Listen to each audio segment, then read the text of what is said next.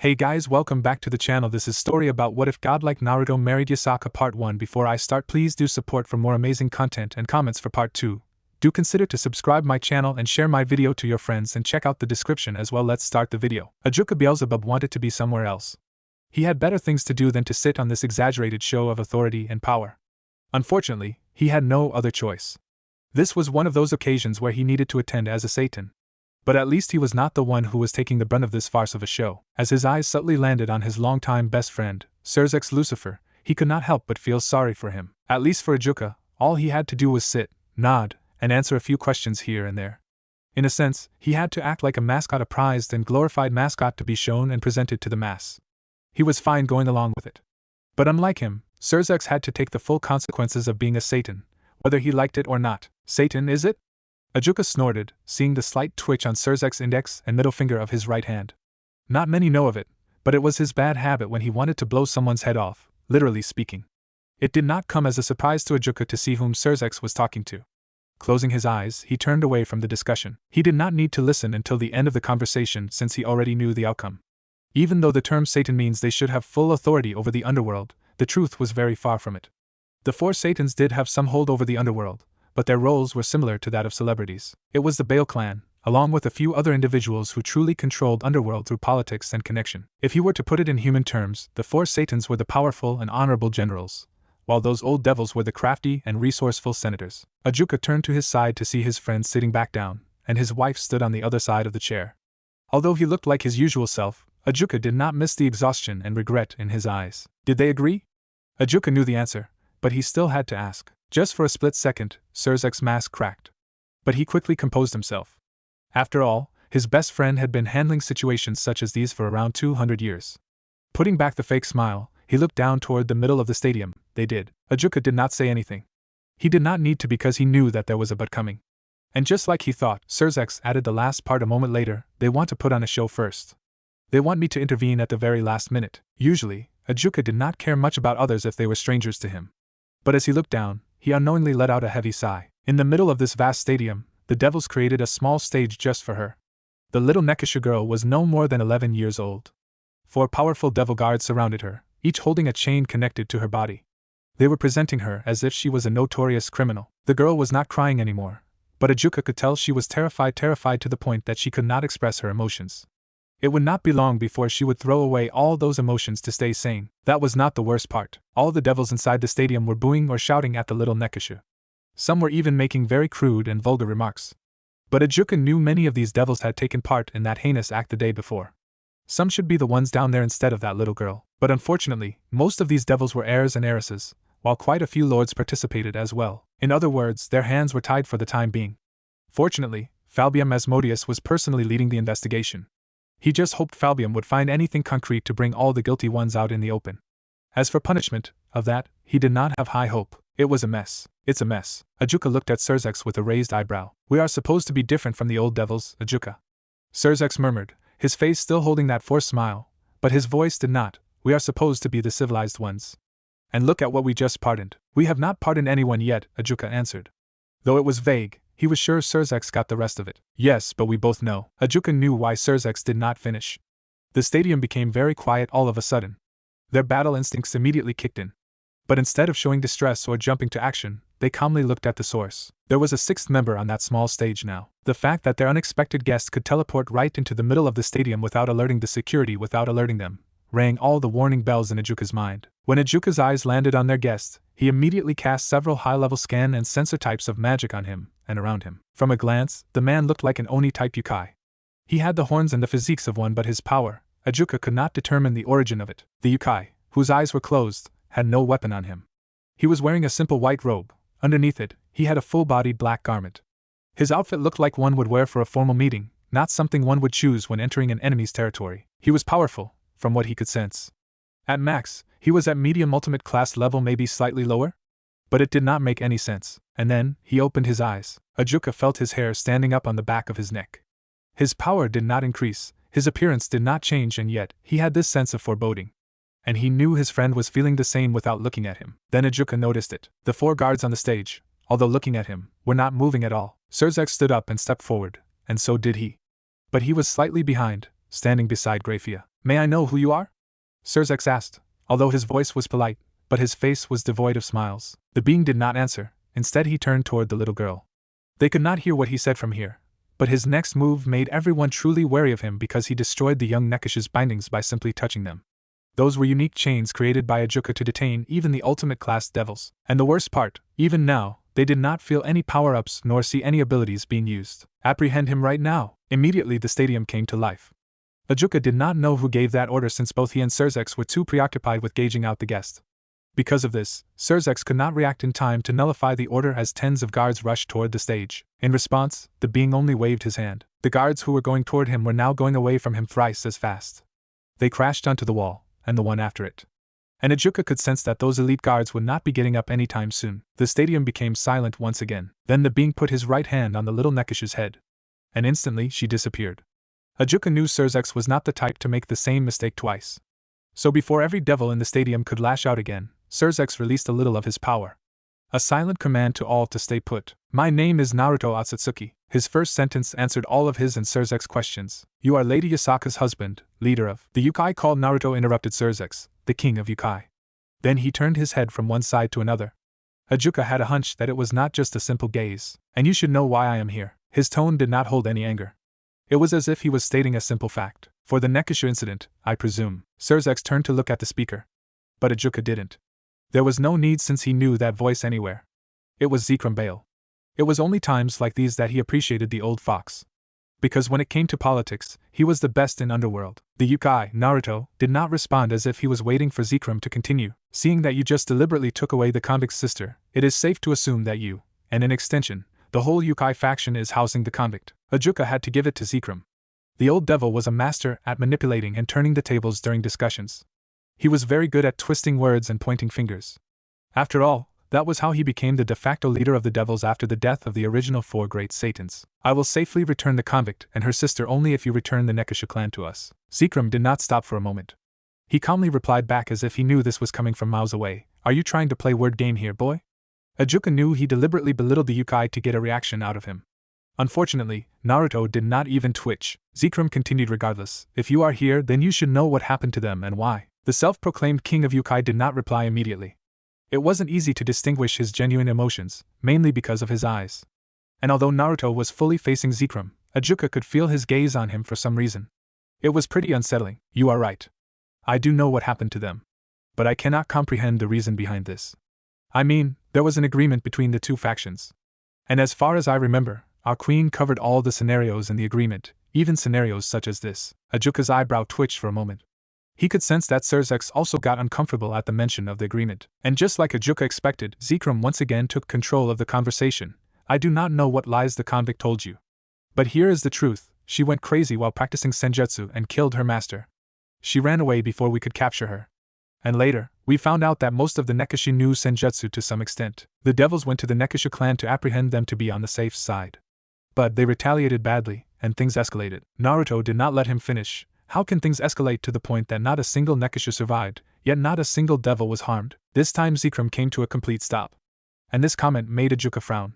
Because the only way Naruto could have known about this was, and last time I checked, according to your laws, the convict was not supposed to be considered a Nekishu but rather a reincarnated devil.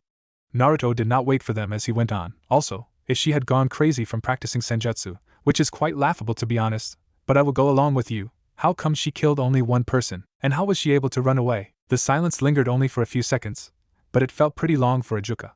Finally, are you saying that I am lying? Ajuka wanted to avoid where this was going. And he knew either did Serzex. Zekrom was trying to rile up other devils. Zekrom's voice was low, to most devils. It was as if the old fox's voice was filled with pride and warning. But Serzex, and he knew that it was nothing but a hoax. I will agree that you are making some valid points. But he took a step forward and let his power out. Not only did you barge in unannounced and took away our prisoner, but now you are mocking me. In our territory? Just like that, Serzex's hold on the devils inside the stadium till now broke. Who the fuck do you think you are? A lowly Yukai thinks he can talk back to us. Those bitches got what they deserve. And it went on. The once quiet stadium erupted. The anger and the power from the masses were coming in waves. The only reason other devils did not outright attack Naruto was the small barrier Ajuka immediately created between the sitting area and the open field. Serzex also flared a bit of his power to warn them again, but this did not have as much impact as the first time. And the Satans did not attack him because of the disturbing feeling they were getting. It was not his power, but something about him did not feel right with them. So, this is your answer. The voice was barely audible, and in the next moment, Surzex was in front of Naruto, his right hand trying to grab the Yukai by his face. Ajuka was on behind the Yukai, readying his Kankara formula. He aimed to detain him. Grafia was on top of the Yukai, gathering her magical energy to create a barrier around them. They finally reacted because, in a split second, Naruto's energy just vanished. From all the way to ultimate class to suddenly nothing. There were only 3 possibilities. One was that the being died in a way that not even a speck of him remained. The second was that he could be readying a technique that required all of his energy. Third, the most worrying one was that his power went to a level they could not properly sense it anymore. In Naruto's case, Ajuka had a hunch that it was the third case. He wished he was wrong, but he knew it was highly unlikely, meaning the situation had changed. And Ajuka would not sit around and wait for Naruto to pull something in the middle of the stadium, not when 1/3 of the stadium was filled with high-ranking devils. Ajuka moved first, but Surzex followed immediately and took the lead. Grafia was behind to make sure to cover for them, but ultimately, he could not activate his Kankara formula since Naruto disappeared along with Surzex, right before them. Grafia landed before him. Pure shock and disbelief filled her gaze, which slowly turned to fear. And Ajuka was sure that even his eyes were mirroring Grafia's emotions. Then he felt it, the sudden change in the atmosphere. A sudden intense pressure fell upon them, and he looked up at the source. After Zekrum's enticement, the stadium was filled with shouts of anger at Naruto, which a second later should have turned into cries of surprise to see their Lucifer vanishing. But they were not given that time. Almost all the devils were screaming for their lives as a massive meteorite, at least 7 times larger than the stadium, was falling down. Falling down would not be the right word as the meteorite was barely a few hundred feet above the stadium. Ajuka immediately cast multiple types of skin magic on the meteorite, stadium, and around him. The initial feedback he received did not bode well for him. If he was right, the meteorite was made using an advanced version of Senjutsu. And the faded energy surrounding the meteorite told him it was brought here using high-rank teleportation magic. And the worst part was the pitch-black metal rods. He could not analyze them, no matter how much he tried. They were reacting violently to his magic. If he were to take a guess, those rods were acting as some sort of protection against any devil magic. Yes, he could break them by force. But there were hundreds of them on that meteorite, and he had a hunch that they were connected, meaning if one were to be destroyed or nullified, the rest of the rods would immediately react. For that reason, his first option was out. Ajuka thought of using the Kankara formula to control the power inside the meteorite, and then he would disperse or siphon the said energy. The second option was out as well. It was to use raw energy to push it back or at least hold it off until everyone could go to safety. Ajuka blinked once as he finally noticed the second problem. The devils were not leaving the stadium. No, they could not leave the stadium. The barriers surrounding the stadium had been activated and altered. They were stopping all sorts of teleportation spells. Those spells were meant to keep the enemies out, but now they kept the devils in. Even a physical barrier with multiple layers was created to prevent the devils from flying away. One good outcome was that the barriers also prevented the devils' attacks from reaching the meteorite. Grafia, destroy the barrier and stop the devils from attacking the meteorite. It has a fail-safe trigger, Ajuka said without looking away from the meteorite. Grafia hesitated for a moment before she left his side. In the real world, only a few seconds had passed. Ajuka and Grafia would have reacted faster, but seeing Surzex disappearing shook them more than he thought. Then it hit him. Within a fraction of a second, all 3 of them came up with a plan and almost executed it. It was to detain the Yukai King while erecting a barrier to ensure their power clash would not hurt the bystanders. And within the same time frame, the Yukai King altered the stadium's barriers, brought a humongous meteorite through teleportation and took his friend away right before them. Ajuka could feel the fear slowly creeping in. Their opponent was dangerous. Shaking those thoughts away, Ajuka focused again. He raised his hands and created thousands of strong but intermediate-level levitation and gravity-type spells. He placed the levitation ones at the lower part, and the gravity ones at the upper part of the meteorite. From afar, it looked like he had just created a pseudo-barrier around it. If any direct attack was out of the equation, then all he had to do was stop it indirectly. The trick was to do it subtly to ensure he did not trigger any of those black rods. He aimed to hold the meteorite in place. The levitation spells pushed the meteorite upward, and the gravity spells pulled it upward. He saw the barriers being taken down from the corner of his eye. But Grafia had to calm the devils down forcefully. An arduous task considering she was anything but calm. 1 second turned to 5, then to 10. To Ajuka, it felt like hours. Finally, a few minutes later, the meteorite stopped descending and slowly moved upwards. While the devils started cheering, Ajuka focused on the spot before him. The place where the Yukai King was standing before he disappeared with Surzex. Was it a minute ago? Or 5? But before he could think any further, to his surprise and the horror of the masses, the magical circles around the meteorite shattered all at once. And then he appeared, beneath the gigantic rock. The whole stadium went quiet once again. The scene that greeted Ajuka, he knew that he would never forget it. Surzex was the very first to go beyond the boundaries of ordinary devil ranks, far exceeding even those of the 4 original Satans. He was the strongest super devil and the first devil ever to reach the top 10. His true form was so terrifying and powerful that some dominant beings called him the true monster. And now, the mighty Surzex Lucifer was unconscious, bloody, and missing an arm. The worst part, he was being held by his hair, by Naruto, who looked angry. The first one to react was Grafia, who screamed and rushed toward Naruto. The Yukai immediately threw Surzex, as if he was unnecessary baggage, toward Grafia, who stopped midair and caught her husband. Ajuka was seeing red. He knew that his true form was coming out. But he also knew he would play right into the enemy's hand. His left hand gripped his right one to stop it from shaking. The grip was so strong that his hand went numb. He bit his lips hard, drawing blood. The pain gave him a much-needed clarity. Naruto then raised his index finger. This is just the beginning. I will give you 1 week, no more, no less. It will get much worse if you do not follow the agreement to the letter. This is a promise. And Naruto Otsutsuki always keeps his promise. Then he disappeared, along with the vast meteorite. You are not very good at this, are you? Amaterasu sighed. It was more complicated than she thought. The person before her had the aura of a savior, and his power? She had never seen any human possess such tremendous power. He was easily a lot stronger than her. As for his personality, it was not bad, but it was not what she expected from someone like him. I mean no disrespect, but right now, I am supposed to be heading toward the afterlife, you know. I am supposed to reunite with my friends, my parents, my brother. His facial features softened, my wife. Then he looked at her, and although he was smiling, Amaterasu could see that the smile did not reach his eyes. You are asking me to throw away all of that and come to your universe. To fight and lead people I do not know or have never met. Although I understand your distress, I have no reason to make such a sacrifice. Amaterasu wanted to rub her forehead. She knew how ridiculous her plea sounded, but she was out of options. The recent civil war of the devil factions had little effect on other large factions. Unfortunately, she could not say the same about the Yukai faction. Many of the Yukai were either forced or enticed to participate in their war, and many of them did not come back. With the way things were going, the Yukai faction would not survive for too long. Fortunately, the old Yukai leader on his deathbed had a divine revelation. A hero not of their world could save them, both the Yukai faction and the Shinto faction. You are right, I am not good at this. Amaterasu decided to try another approach. There was no reason to play the word game with the person she sought help from. And from the looks of it, it seemed that he was not expecting this kind of reply. Regardless, she continued, I am not going to repeat how bad our situation is.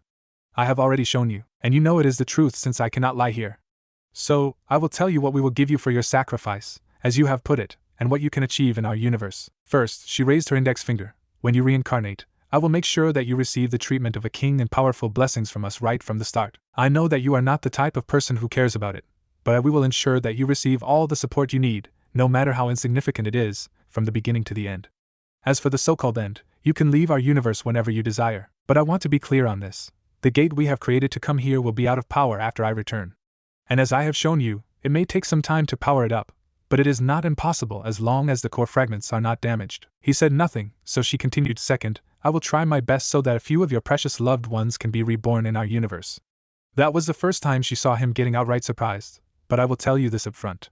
I may only be able to get 2 or 3 people to be reborn in our universe, other than you, of course. And yes, the first point also applies to them. Amaterasu raised her ring finger. Last but not least, the opportunities in our universe are endless.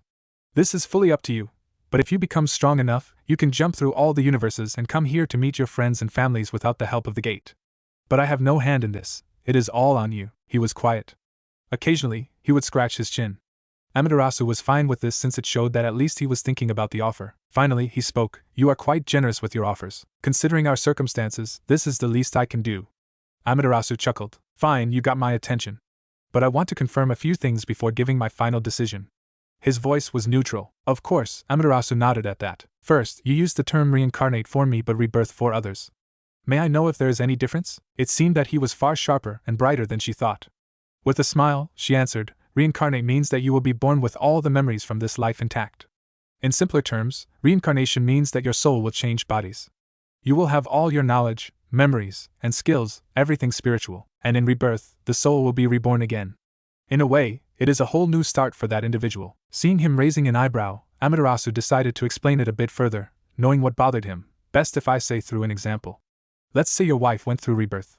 She will still be the same kind and gentle person since that is one of her core characteristics. But depending on how she will grow up and how she will handle the events occurring around her, she may become more forward. Who knows, she may become slightly mischievous, maybe even a bit adventurous. Both his eyebrows shot up. And she might become more endowed than her previous self. He frowned now, but his lips kept twitching. Now that's bullshit. Except for Tsunade Bachan, no one came close to Hinata in terms of assets. Amaterasu openly laughed. You will see for yourself if I am right or wrong. I wish I could also reincarnate them, but I do not have that much power to spare. But like you, she will regain her previous memories if she becomes strong enough. And as I said before, it is all up to the individual in these circumstances. He shook his head slightly. For what reason she didn't know, that's nice to know. Then he relaxed again. You said I will be given royalty treatment. I am not the type who bothers about these, but I do appreciate your concern. What I want to know is how much will I be monitored? Amaterasu expected the question, but not in this manner. It seemed he was covering all the delicate parts through a blunt approach. You will not be monitored at all. I, and other major Shinto gods and goddesses, will ask you to perform some tasks. And at the end, we will see the result, not the process. Amaterasu answered truthfully. Seeing the doubtful look, Amaterasu elaborated, if we ask you to protect our people, we do not care how you do it as long as you get the job done. You can slaughter all the enemies, strengthen the defenses, or use your charm to make the enemies join you. In the end, it is all up to you. Awesome, he nodded his head. Suddenly he stopped and looked straight at her. What if I don't like certain tasks? This, she was expecting. Instead of outright telling no to our face, I would appreciate it if you are diplomatic about it. And just to be clear, you are our partner, not servant. Noted, he replied with a wide grin. Anything else? Amaterasu asked. 2 more questions, he immediately reacted. First is, you indicated that I can become as strong as you, a goddess. Just how powerful I can be, honestly, I do not know. Amaterasu sighed. I will be direct here. You are already stronger than me right now. And I can say for certain that you will only grow stronger. You may even become powerful enough to go toe-to-toe with some of the top gods in our universe. The possibility is low, but it is there, yes? Well, that was not what I had in my mind. He actually faltered at the answer. That is why I approached you. Someone who would, not for a single moment, go astray no matter how powerful they become. Unlike that brother of yours. Amaterasu snorted at the end. Hey, Sasuke is a good guy. He just had a very rough childhood. He defended his friend just as she had expected. Seeing her blank stare, he grumbled, Fine, let's change the topic. So, my final question is, how will you reincarnate me? Another question she expected beforehand. So the answer came quickly. If you agree, then I will take your soul to our universe. There I will see which Yukai body has the best compatibility with your soul. After some modification, I will insert your soul into the body. It will take weeks or months for your soul to adjust properly to the new body. After that is done, all that will be left is for you to get used to your new body. Yukai? Not human? He asked. Amaterasu was glad he did not take it that badly. Unfortunately, there are some complications that will make it risky for me to insert your soul into a real human body. The fault is not from our side, mind you. But on the bright side, you can easily live up to hundreds of years as a Yukai. That's good to know, he nodded slightly. And what about this body modification? That one? Amaterasu grinned. I was thinking of taking a soul sample or 2 from this universe. Seeing his blank stare, she elaborated. Soul sample is something like DNA but in spiritual form. Then combine those with the Yukai body to create the perfect vessel for you. His fox-like grin stretched from ear to ear, something which she took as a positive sign. So? Do we have a deal? Amaterasu asked. Her tone was delighted. She could not help it. He did not answer for some time and refrained from eye contact. She knew he was thinking, but the silence was too intense for her. Finally, he looked at her. He made a fist with one hand and held it before her. The underworld. Politics. It was one of the main reasons Ajuka did not want to take the Lucifer title. He would rather be doing something productive than coordinating a council meeting. Unfortunately, with Surzex incapacitated, he had to hold the line. Currently, he along with the remaining 2 Satans were listening to the bickering of the clan heads. He leaned back on his chair and watched as Seraphal and Falbium were trying desperately to calm down the clan heads. Occasionally, rude comments were thrown at them, but they took them calmly. Usually, Seraphal would have retorted back just as harshly and Falbium would not even care. But Ajuka guessed they were feeling guilty for not being at the stadium today. But he knew. He knew that it would not have mattered anyway. Ajuka! You should gather a small platoon of strong devils and raid Kyoto. Ajuka blinked. He turned to look at the devil who addressed him. Lord Agars, are you talking to me? He ensured that his tone hinted that the old devil was going out of his line. But it seemed that his hint had not gotten through. Are you even listening to us? This time Lord Barbatos shouted. It was not just him. Most of the lords were quite furious with the situation. And who wouldn't be? A single Yukai came out of nowhere and destroyed their power standing in the supernatural world in mere minutes. And through some twisted logic, the devil clan heads blamed this disaster on the young Satans. Ajuka's lips twitched, just for a brief moment. Then he let out his power. This was not the first time a Satan would release their power to take back control of the council. But there was a slight difference this time. Unlike Surzex or his other friends, Ajuka did not filter his power. After all, he was in no mood to play the politics game. The hall immediately became deathly quiet. Are you sure it is a good idea to take that kind of tone with me, a Satan? Ajuka let out a humorless chuckle. According to the law, which all of you agreed on, if Surzex is incapacitated, I have to take over the lead. Since it has never happened, I should get this out of the way. I am not Surzex. I will handle the situations differently from Surzex. Then his gaze went over all the heads, most of whom had difficulty breathing. Seraphal and Falbium were fine, somewhat, but they were mostly surprised. Lord Beelzebub, I think this is enough. Ajuka gave a sideway glance to Zekrom Baal. He was also one of the few not significantly affected by his power. But he could still see the sweat glistening on the old Baal's forehead. The tone sounded humble, but Ajuka knew it had power behind it. Unlike theirs, pure raw power, the old Baal's power came from his wisdom and shrewdness. Regardless, Ajuka backed down. The situation was already out of their control, no need to add more fire to it. Ajuka waited for everyone to compose themselves. It took a minute or two for everyone to get back on their feet, figuratively speaking. But no one started any more commotion. Receiving a nod of acknowledgement from his fellow Satans, he began, now that I have your undivided attention, I want to discuss one fact before going to the main point. He discarded the murmurs of disagreement and continued, we had an agreement with the Yukai faction 5 years ago. A simple non-aggression pact and acknowledgement of the lands belonging to the 3 Yukai clans. The Nekishu, the Kuro Oni, and the Arachne. The reason they were staying in the underworld was because they were born here. The only changes in the contract were made 1 year ago. It was to update the clauses since the Arachne clan packed up and left. They even gave us most of their land. I think it was done with good intentions. And how did we repay that good intention? We all agree that the Nekishu incident was a blunder on our part. But this is not the time to point fingers. Zekrom stood up for the devils once again. Ajuka sighed and looked at Zekrom straight in the eyes. Unfortunately, I have to disagree on that strongly, Lord Zekrom Baal. Not waiting for his retort, Ajuka turned away. I know all of you are angry, but not more so than Lord Gremory and me. After all, because of the sheer stupidity of some devils, my best friend, his eldest, is now in a coma. So, you want us to apologize? Zekrom asked. His voice did not have a prideful tone but a subtle challenging one. After all, it was impossible for the 4 Satans to ask of that from the general devil populace. It started as a slight chuckle but soon turned into full-blown laughter. Ajuka could not help it. He knew he was scaring the shit out of all the clan heads, but it was just so ridiculous, the ignorance. When his laughter was under control, he looked at all the lords. It was subtle, but most clan heads had wary expressions. He stood up, and everyone flinched. It seems not a single of you understands the true depth of the situation. Although in the contract we were given some leeway, it was stated there, over and over again, that not a single Yukai should be harmed or face injustice. They even stated, which we agreed on, that in the worst-case scenario, we are only allowed to barricade their clan home, nothing more. In that scenario, the leaders of the Yukai faction would reach out to us directly to settle the matter as peacefully as possible. Then Ajuka turned to Zekrom. You have seen him today, talked to him, saw what he did. Do you really think he wants an apology after what the devils did? If Ajuka was not looking at Zekrom intently, he would have missed the old Baal's surprised look. But it came and went so fast that he was sure no one else saw it. What do they want then? Lord Gremory spoke up. He was the quietest among the clan heads today. It was understandable. Since this was the first time Lord Gremory had seen his son like this, not even in the Civil War did Surzex ever lose this badly. As I stated before, I am quite furious. I want to go to Kyoto and kill that bastard for what he did to my friend who had nothing to do with this incident. Consequences be damned. Ajuka's gaze sharpened, and his body trembled momentarily as he remembered that scene once again. But it's not that simple, is it? It seemed that Zekrom was finally starting to see how bad the situation was. But still, to Ajuka, the old Baal barely uncovered the surface. With all the information I have so far, I was able to come up with around 200 different scenarios. In 2/3 of those scenarios, this incident blows out of proportion and turns into a full-scale war. And at best, the final outcome of this conflict is, from all those scenarios, regardless if it turns to war or not, both factions come to a tie with minimum losses on both sides. Ajuka stopped just for a second. It was not for a dramatic reason. He stopped because even he knew how ridiculous it sounded when the words came to his mind, but that was the cruel truth. With a heavy sigh, Ajuka finished, and at worst, we, the devil faction, will face extinction. It took a few seconds for the words to sink in. And when the clan heads finally emerged from their stupor, the hall erupted in chaos. Ajuka thought of using his previous method of taking back control.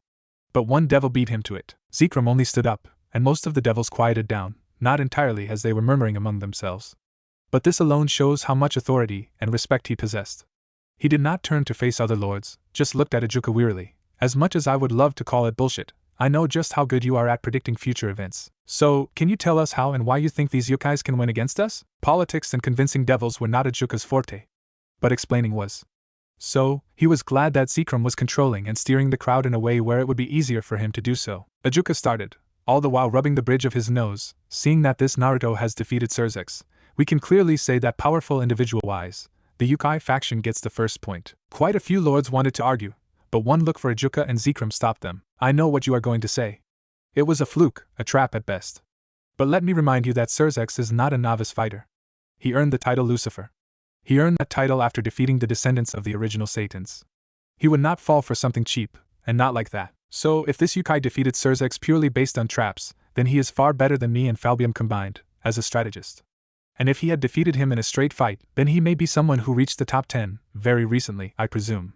Unfortunately, the one who can tell about him the best is Surzex, so until he wakes up, all I can do is to make assumptions. The moment Ajuka was done, he immediately raised his hand to stop the protests from arising.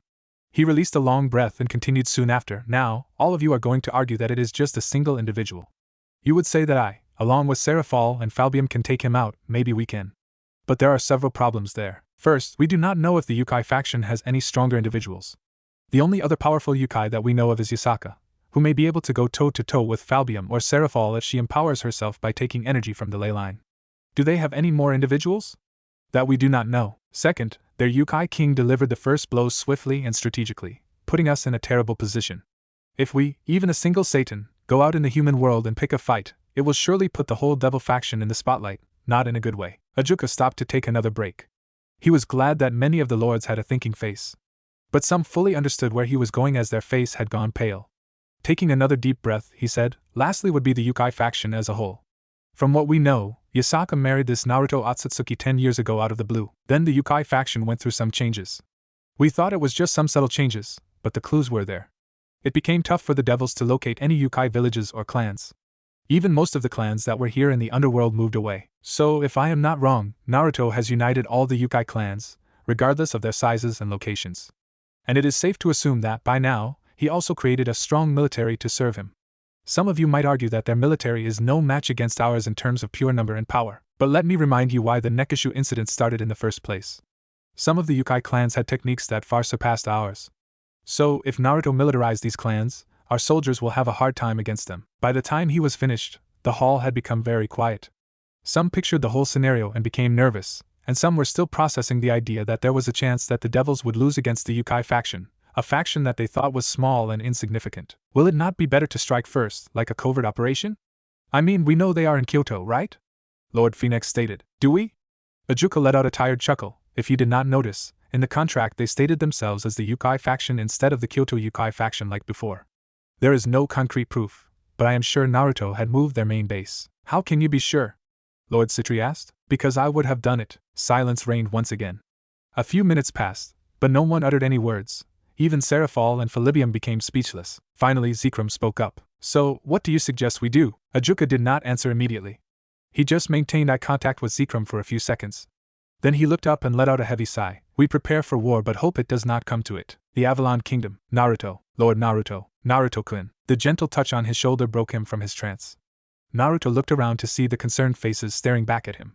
With a sigh, he lightly tapped the hand on his shoulder. Are those two girls fine? She smiled. They are fine. The little one may need additional treatments, but they will get back on their feet in no time. Naruto knew he had already asked this question more than 10 times. And each time, she would answer it in full and in a tender tone, without a slight hint of any irritation. That's good. Lord Naruto, he turned toward the voice, this is a dark time for us. And we need you more than anything. So, please, do not blame yourselves for what happened to the Nekishu clan. August, even if you say that, the fact remains that I have to shoulder those deaths. I should have tried harder to bring them back instead of making that agreement. Naruto leaned on his chair. Yasaka's gentle touch on his hair was helping more than he thought. He knew he should ask her to take her seat in this formal meeting rather than staying beside him and babysitting him. But he badly needed this, and everyone in the room knew it. You gave the devils a chance. You wanted to see the best of them. August added quietly. And the Nekishu clan paid the price, Naruto replied. He could not help but let out a mocking smile. They paid the price with their lives because of my naivety. It's not your naivety. Her voice calmed him down again. This is who you are. You always look for the best in people. You always see beyond their races and labels. He wanted to argue, but she put a finger on his lips and continued with a gentle smile. And because of that, Because of you, this is where we are a miracle even by God's standard. When Naruto looked down, she used the same finger to lightly bring his gaze back up again. I know that this is a tragedy. A tragedy that none of us wanted to happen. But it did happen. If you want to make up for it, then give the Nekushu clan the justice they deserve, in your own way. Make sure that those 2 girls will smile for the rest of their lives. I know you can and will do it. And regardless of the final outcome of this incident, I know you will become a better man, just like always. He and Yasaka held their gazes for some time. Finally, Naruto broke their eye contact by closing his. He wanted to hug his wife now. He wanted to bask in her presence, take shelter in her aura, but now it was not the time. With that in mind, he turned to the last person, Jiah. How far is it? By tonight, every supernatural faction will know the truth about the Nekushu incident. The answer was swift and to the point. It seems even Jiah was in no mood for light-hearted conversation. No one spoke for some time as everyone was waiting for him.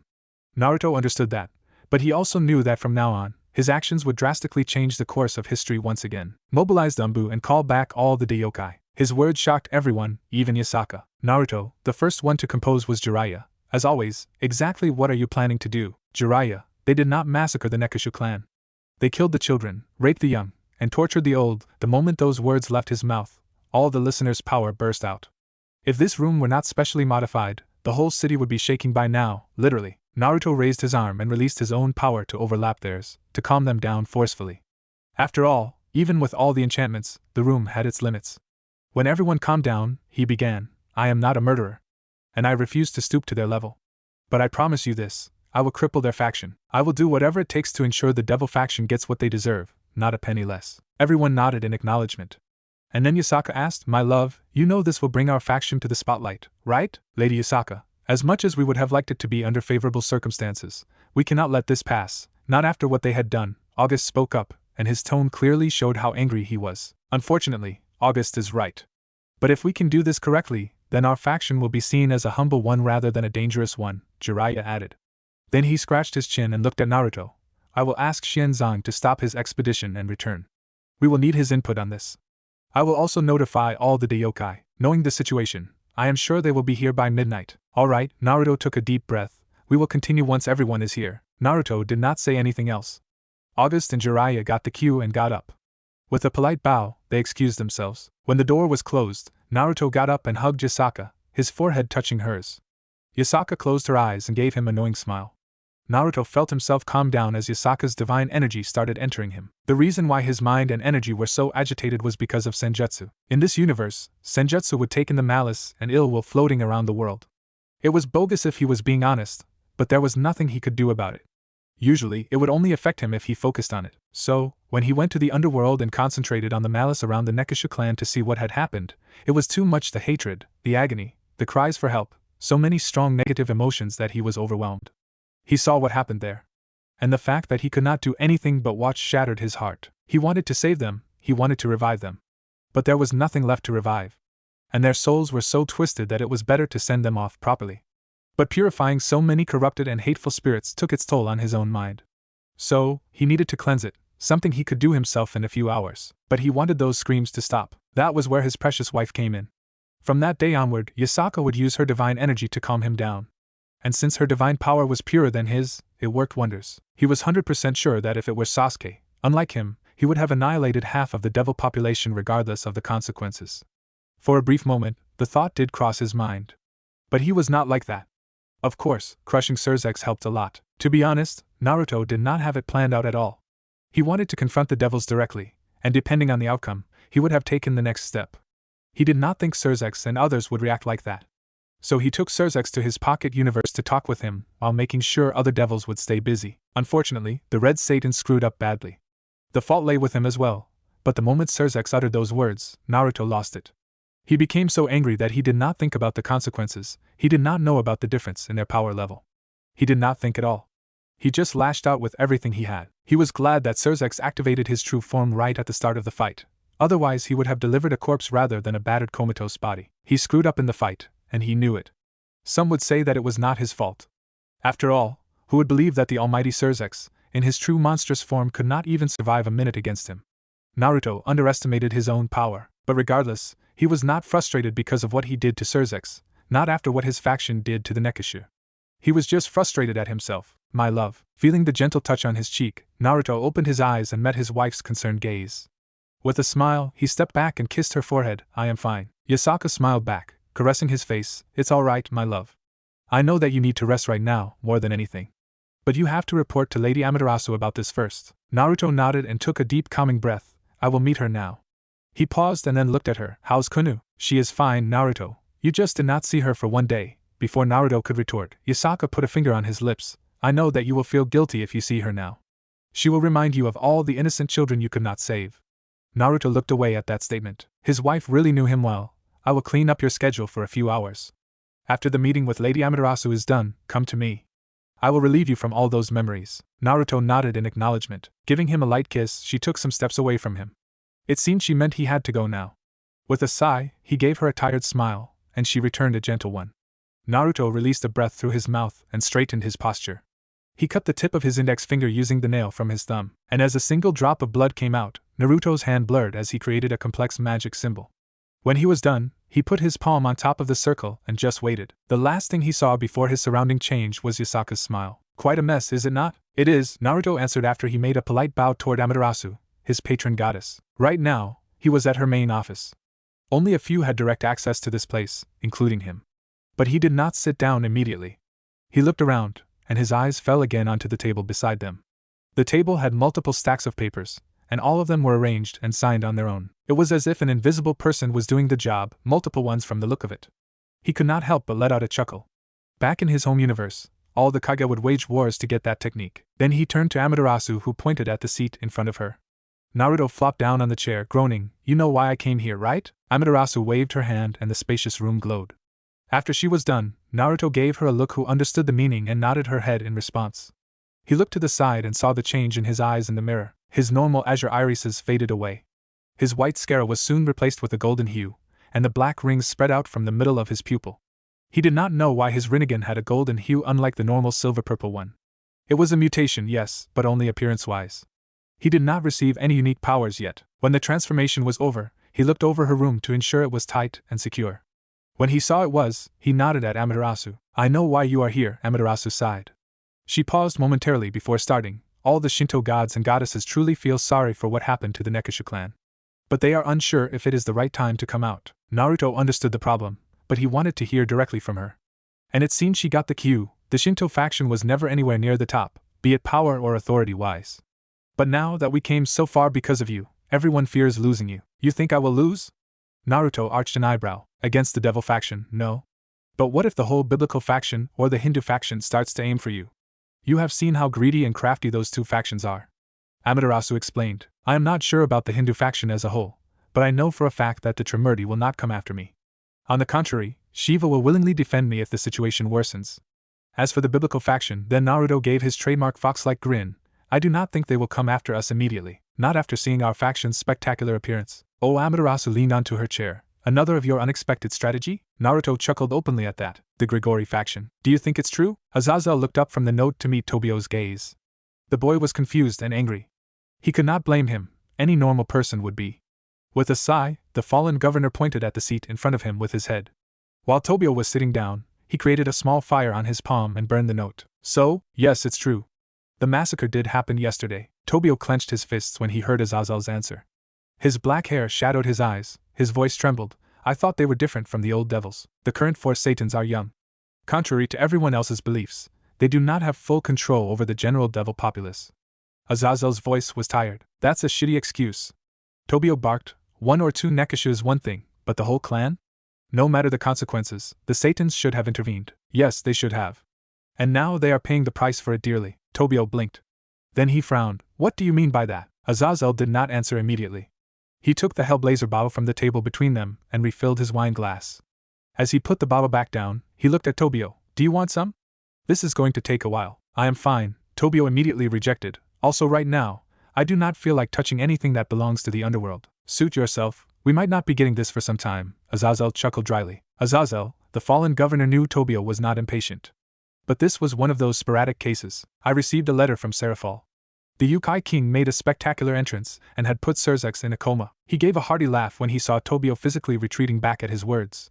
He couldn't blame the boy, even he had almost the same reaction. Sir's ex-Lucifer was put in a coma? Tobio's tone was that of disbelief. Yup. According to Seraphol, he was kidnapped right under their nose, and 5 minutes later, his bloody unconscious body was returned. She did not say how badly he was injured, just that his condition is now stabilized, but he is still in a coma. Azazel paused to take a small sip from his glass. He savored the taste briefly before adding the last part, and one person did all of this. Tobio did not say anything back for a minute or two.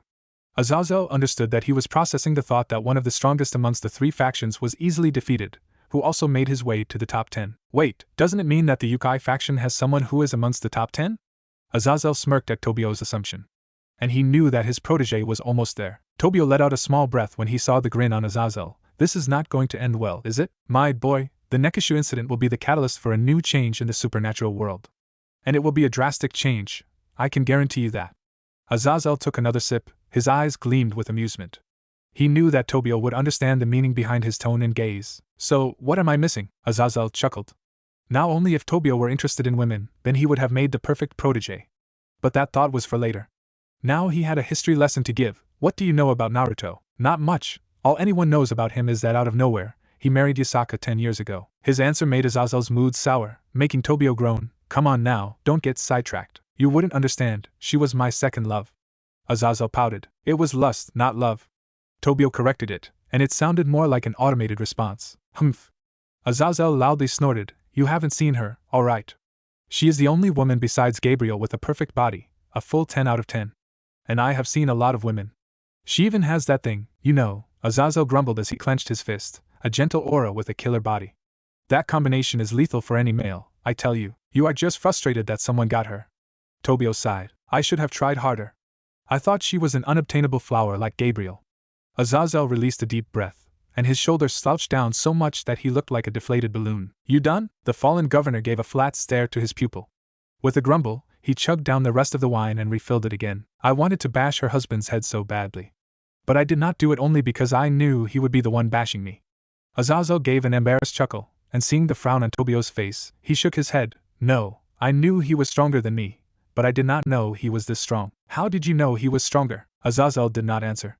It was not that he did not want to, but he was trying to see how he should start. Do you know August the First Fae?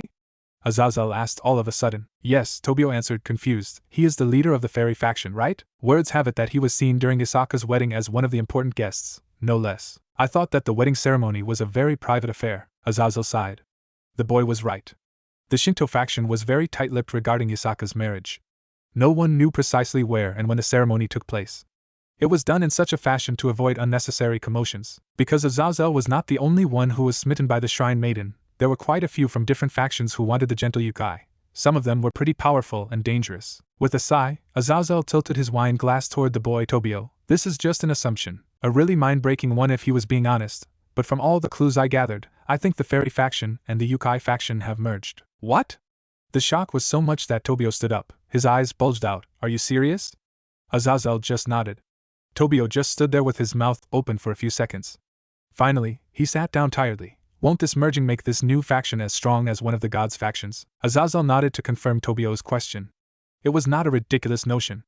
After all, right after the three factions and all other mythological gods' factions, the Yukai faction and the fairy faction were the top two factions in terms of power and size. The vampire faction was also one of the top ones before the separation. With a chuckle, Azazel added, also, there was this rumor that the Yukai king gave Tiamat a beating for insulting Yasaka. These are just rumors and assumptions, right? Tobio asked. He could not help but snort at that. Such a naive boy brat. Every rumor has some truth in it. And the assumptions they are created based on the hints left behind by the original events. Tobio nodded. Azazel could see that the boy was processing everything. Usually, he was faster, but this time, there was just too much outrageous information. Tobio sighed loudly. Will this start another war? The jolly expression entirely left Azazel's face. I won't lie to you. There is a chance.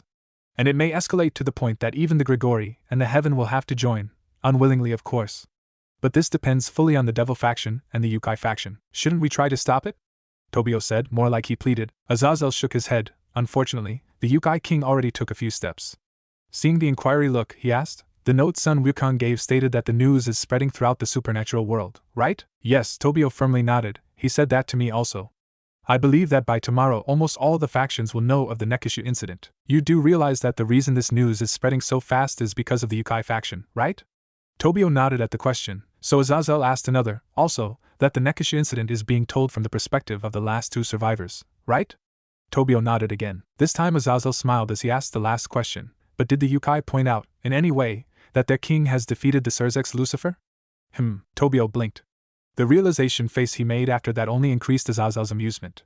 Taking another sip of the wine, he added, his tone had a tint of admiration to it. It's quite a crafty tactic, I must admit, because if they added that, then instead of focusing on the neku incident, all the other factions would focus on the fact that there is someone new on the top 10.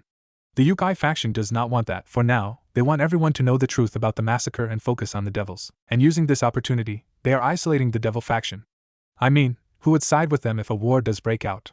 And the best part, the devils are playing right into their hands. Tobio visibly shook at the last sentence. He frowned but did not ask anything. With a chuckle, Azazel started elaborating, the devils will not release the fact that Surzex was beaten. Even if they did, they will not admit that he was beaten fair and square. They will come up with excuses. Same for the neku incident, they will try to come up with excuses. Lastly, they will send platoons, mostly to recon or to have small skirmishes to gauge out their opponent.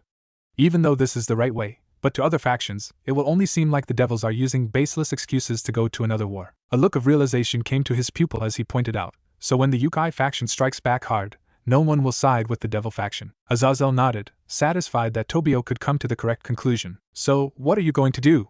Azazel raised an eyebrow at the question, seeing which Tobio went on, I am sure Seraphal did not send you a simple message regarding only Surzex's condition. She asked for your help, right? He is getting better, though he did not say it out loud. Azazel let out another pleased smile. Yes, she asked for my help. While I like the current Satans, I will not put the Grigori into the crossfire for their incompetence. I will just say that the Yukai faction has become strong, through hints mind you, so they should be careful. Also, if they want to come out clean, they should deliver capital punishments for those who participated in the massacre, regardless of their statuses. Tobio once again just stayed silent and processed his words. And it seemed he had given too much to the boy for one night. His protege stood up, gave a slight bow to him, and walked toward the door. To others, it would seem like a sign of disrespect, but Azazel did not mind. He knew that the boy badly needed to get some fresh air. That was why he did not stop him. He also knew that when Tobio cooled down, he would come again. Azazel took another sip of the famous wine. He looked at his half-empty glass and sighed. Too bad I am not going to get this anytime soon. Amaterasu wanted to release a tired sigh. It should not come as a surprise seeing how quickly this situation went out of her control. Not only the major gods and goddesses but also all the deities of the Shinto religion wanted to meet Naruto. She had to magically expand the interior of the royal palace to accommodate everyone. She could not blame them though. Although they had chosen or sent countless champions beforehand, none were powerful enough to match those from other factions' champions. But this time, it was different. And even the lowest level deity could see it or in this case, sense it. Even in his soul form, Naruto was almost as powerful as Amaterasu herself. And then there was his reputation of being the savior of his previous world. His achievements and character awed everyone, but at the same time raised some concerns. Especially Susanoo, he asked some doubtful questions. Blunt as always. But he had his points. After all, if Naruto were as strong as their leader just in his soul form, he would easily surpass her when he would get a body.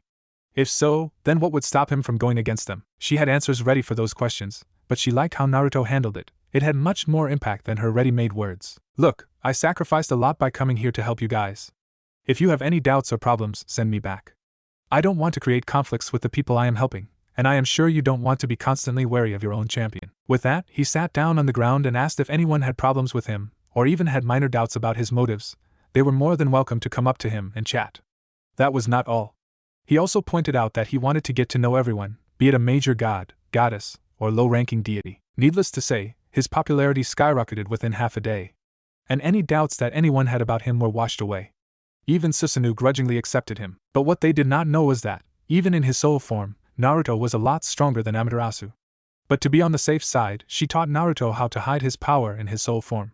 She even gave him a beads bracelet, enchanted by her, to help him with the task. The outcome of the first meeting between Naruto and the rest of the Shinto faction went better than she had expected. Yes, the result was good, but it went out of control, in an excellent but tiring way. The gods, goddesses, and deities did not want to leave Naruto alone. Ultimately, she had to put her foot down and dismiss the meeting, to almost everyone's displeasure. Now, she was heading toward her office room where Naruto was temporarily resting. Very few had access to that room, but Naruto was an exceptional guest. As she opened the door, Amaterasu hoped Naruto was not too tired from all the talks, which stretched to a few days. But against all her expectations, she saw Naruto intensely focused on her working table. She did not know why he was so fascinated with something so simple. Naruto turned to her and bowed silently before retreating to his chair. "Thank you for what you have done out there," Amaterasu stated before sitting down. "You wiped out all the doubts they had and proved your conviction to everyone. I just don't want my reincarnation to create any conflict, at least not for you." Naruto shrugged his shoulders, although Amaterasu raised an eyebrow delicately as she sat down. "Well, sometimes these small doubts can give birth to larger suspicions which can lead to fear and then finally to conflicts. But the funny thing is, all of these can be avoided if everyone gets to know each other well, maybe over an informal meal, or idle talks," Naruto explained, his face holding a small smile. "Are you talking from experience?" Naruto did not answer that, just chuckled all the while he brushed the back of his head. Amaterasu noticed that he usually would do that when he was embarrassed or would feel awkward, and for that, once again, I thank you. Amaterasu gave a sincere smile as she spoke those words. She paused for a few seconds before finally touching the topic, for which she asked Naruto to meet her privately. "I know you need your rest, but I need to confirm these with you." With that, she gave a paper to Naruto. "Those who were marked as legends in your world, I could not bring their souls. Other than them, rests were fine." A sly smile formed on her face as she started describing, "but I was still able to hassle out 2 more souls. So, in total, I got 4 souls, including you, that is." Naruto's eyes snapped to meet Amaterasu, and a while later, his smile matched hers. "I am not going to ask how you did that, but thank you."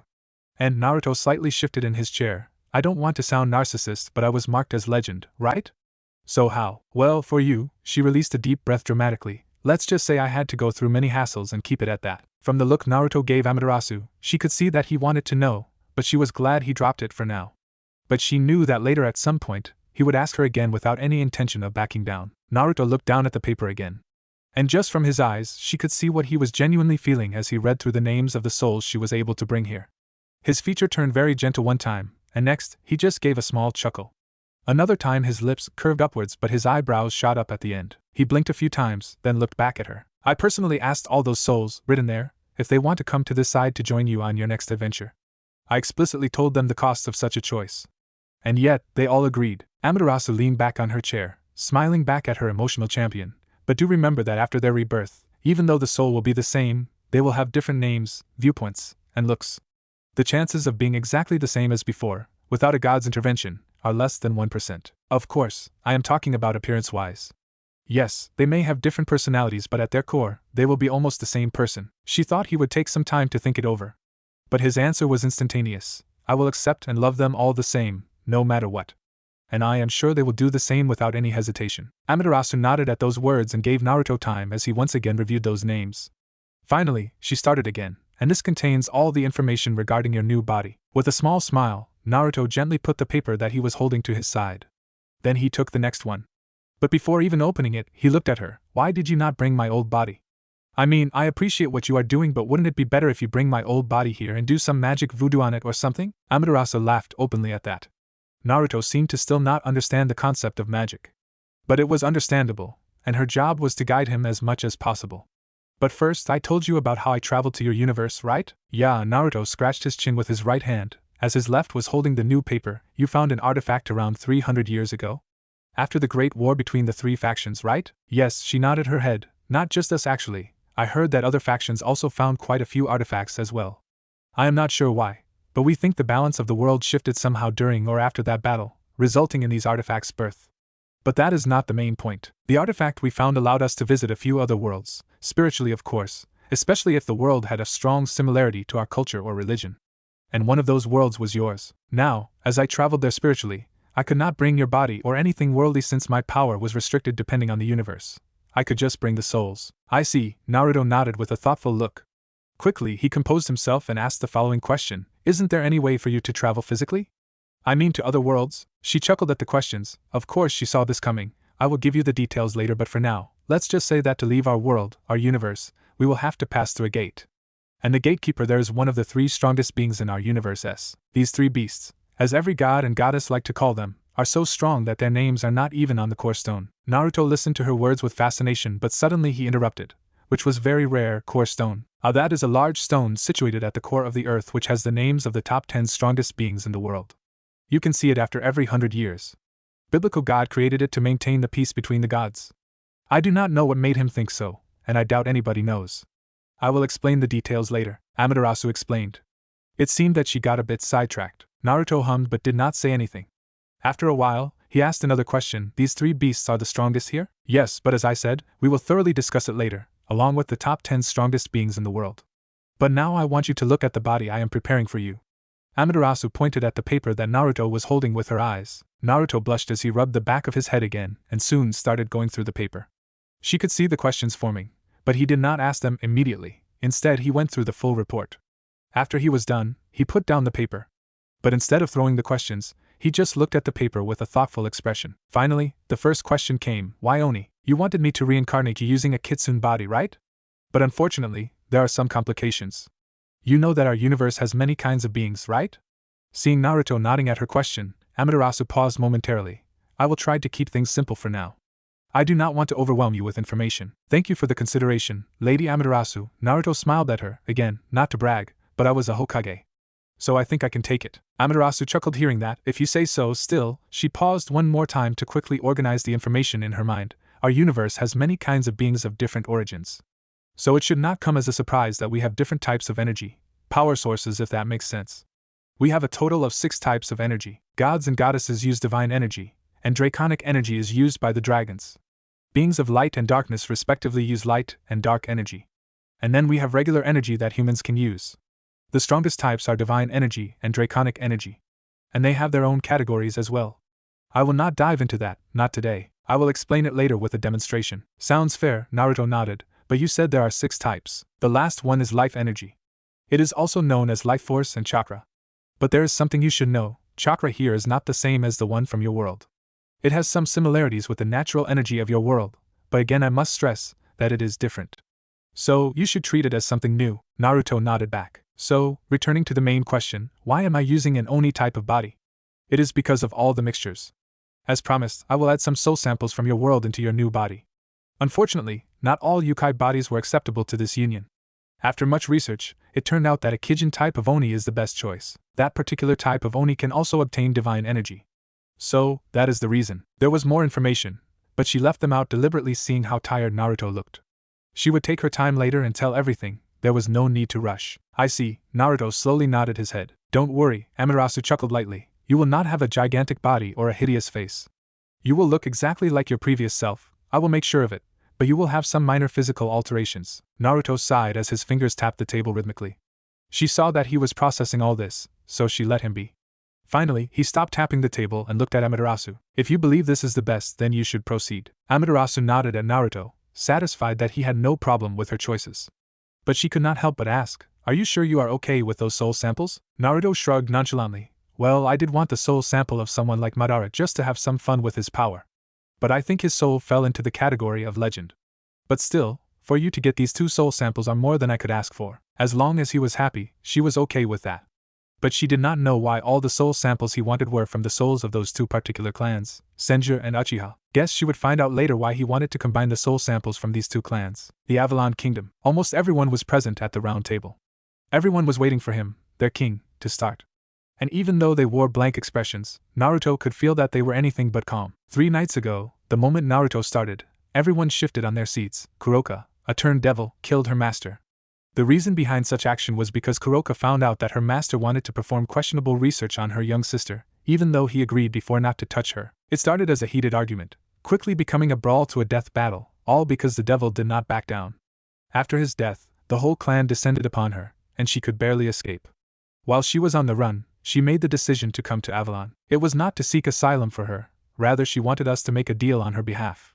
She would turn herself in if we can protect her younger sister. The corner of Naruto's lips twitched when he felt the tension in the room rising. Regardless, he needed to continue. The first thing we did when we took her in was to send a message to the Nekusha clan and Kuro Oni clans since they were in the underworld. Next, we created a team to reach out to the devils. Before the team could officially head toward underworld, a reply message from the Kuro Oni clan came, but not from the Nekusha clan. Despite everyone saying otherwise and knowing it was a hasty and spontaneous decision, I went to underworld, the Nekusha clan compound. Naruto stopped unintentionally, as the images flashed before his eyes once again. The dead and the violated bodies of the Nekusha lying all around him, their spirits crying out to him, in despair and rage. He had lived through the 4th Shinobi War in his old universe, he had lived through the Great War in his current universe. He was used to deaths and the nefarious acts of vile monsters. But that did not mean he was used to it. No sane being could get used to this. All the Nekusha were killed. They were killed in their own compound. Yasaka spoke up from his side, taking the spotlight away from him. His gaze went toward her.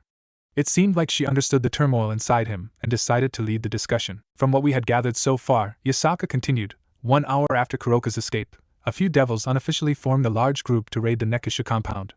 Their motives are unclear as of now, but the names of the suspects can be found in the report. Yasaka pointed at the unopened thick files in front of everyone. The Nekushu were caught off guard during the attack, and they were outnumbered. The fight escalated because the Nekushu fought back viciously, thinking their assailants were strays. And by now, all of you already know about the outcome of that battle. Yasaka took a deep breath before pointing at the files again. All the details are in the report. The time frame, names of the suspects who led the attack, and the ones who joined the attack. Yasaka paused, and Jiah immediately picked up. After securing the compound, our king and I devised a quick plan to intercept the execution of the Chiron, the younger sister of Kuroka. After rescuing the young Chiron, our king approached Satans and the devils with the full intention of hearing them out. They spit on his goodwill, figuratively. Jiah let out a cold smile. So, our king broke their strongest devil, literally. When Jiah stopped, no one else picked up after him. For a moment, only heavy silence reigned inside the room. So, what is our next course of action? Sylvia Lightwood, another Fae of the Old, asked. We fight back. Magari, the Nikomata with 7 tails, growled out her words. We tore off the facade of the new devils and showed the world that these vile beings did not change. Her vicious gaze turned to the only empty seat. It seems, even though this meeting is of utmost importance, we have an absentee. I know you are livid, Magari, more than any of us. And you have every right to be. Yasaka's gentle voice placated the angry Nikomata, somewhat at least. As for our absentee, none of us here can deny his remarkable contributions to our kingdom. Yasaka pointed at the empty seat. But keep in mind that, when he joined us, he was quite resolute in maintaining his neutrality. A neutrality he cannot maintain, not this time. He must choose a side, and the way current events are transpiring, he will. Jiah interrupted with that smug tone of his. A tone everyone was familiar with. He knew something that others did not know, not yet. Do you have something to share? August spoke up from the side. The smug look on Jiraiya's face, in an instant, turned into a calculative one. Just know this, if the current situation goes to an extreme state, he will not betray us, and he will not help the devils, not without letting us know about it. He raised his arm to stop Magari from interrupting him, and that is all we can ask of him for now. The silence fell onto the room once again. Naruto knew that they were, again, waiting for him. We had a solid contract, which should have ensured the safety of the Nekushu clan. But it did not. It was hard to keep his emotions in check. Naruto knew why, but he pressed on. If the roles were reversed, they would have demanded the heads of the culprits. And if we were to disagree, they would have forcibly invaded our lands and taken the heads. They would have trampled on our land as if it was theirs. They would flaunt their might and show us, to our faces, how insignificant we are. And then they would tell the world that they had only done what was right, nothing more, nothing less. Naruto smiled, an empty and hollow one. So we will do the same to them, nothing more, nothing less. The decision was made. The goal was clear. Honestly, it was pretty clear from the start when he saw the stance of the devils in the stadium. But now, it was his job to choose the best path leading to that goal. The path where his people come out on top with the least amount of bloodshed. The underworld. Zekrom Bale's gaze went toward the door when he heard the footsteps. A moment later, Ajuka opened the said door and came inside. His face was stiff, and he looked apologetic as he addressed their guest. I am sorry, Sun Wukong, but it seems Surzex cannot come because his meeting with the clan heads is not going to end anytime soon. I hope me being his replacement will not hinder our discussion. Ajuka's lies were all part of his plan. They were trying their hardest to hide the fact that Surzex lost so badly in a fight that he went into a coma. If that information were to leak, he would lose a lot of political cards, which Zekrom was sure the devils needed the most at this time. But it would all go to waste if his hunch regarding the Yukai faction were proven wrong. And this was where Sun Wukong came in. It is better this way, I suppose. Sun Wukong then turned toward the last member inside this private room. Before we start, here is my end of the deal. After this, my debt to you, Mephisto, and in extension to the devil faction will be fully cleared. Also, remember that I will not be revealing anything I am sworn to keep a secret. From those words, Zekrom understood that one of his premonitions was on spot and how the discussion would turn out. It seemed that Naruto Otsutsuki did not reveal that he defeated Surzex Lucifer. I hope you will not deny answering most of our questions under the guise that you are to keep them as secrets, Zekrom pointed out. Wukong snorted openly at him. Please do not compare my honor to yours. It was an insulting comment and gesture, but to Zekrom, it had no effect. He turned toward Mephisto and nodded. Who got the hint? Sun Wukong, could you tell us what you know about the Yukai faction? Mephisto asked. The smile on Sun Wukong's face after hearing the question greatly worried Zekrom. How ignorant you are was what the old monkey's expression told him. You really do not know anything, do you?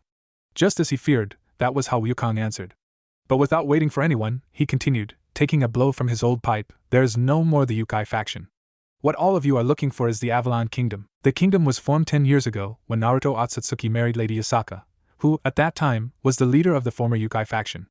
It is unclear, but I believe the Shinto faction has some hands in this unification since the capital city of the Avalon Kingdom is called Amaterasu. How much support did they give? Now that is something no one knows as of yet. Zekrom frowned. The severity of the situation became worse if the Shinto faction allied with the Avalon Kingdom. Wukong took another puff and went on, I have seen many wonders around the supernatural world, but I have never seen such a miracle. The city Amaterasu. Every corner, every street, every building has a charm of its own story to tell. But what struck me was the people. It did not matter if you had horns or tails, white wings or black wings, light energy or dark energy, hideous face or exquisite features. Everyone was mingling with one another casually and had silent respect for others.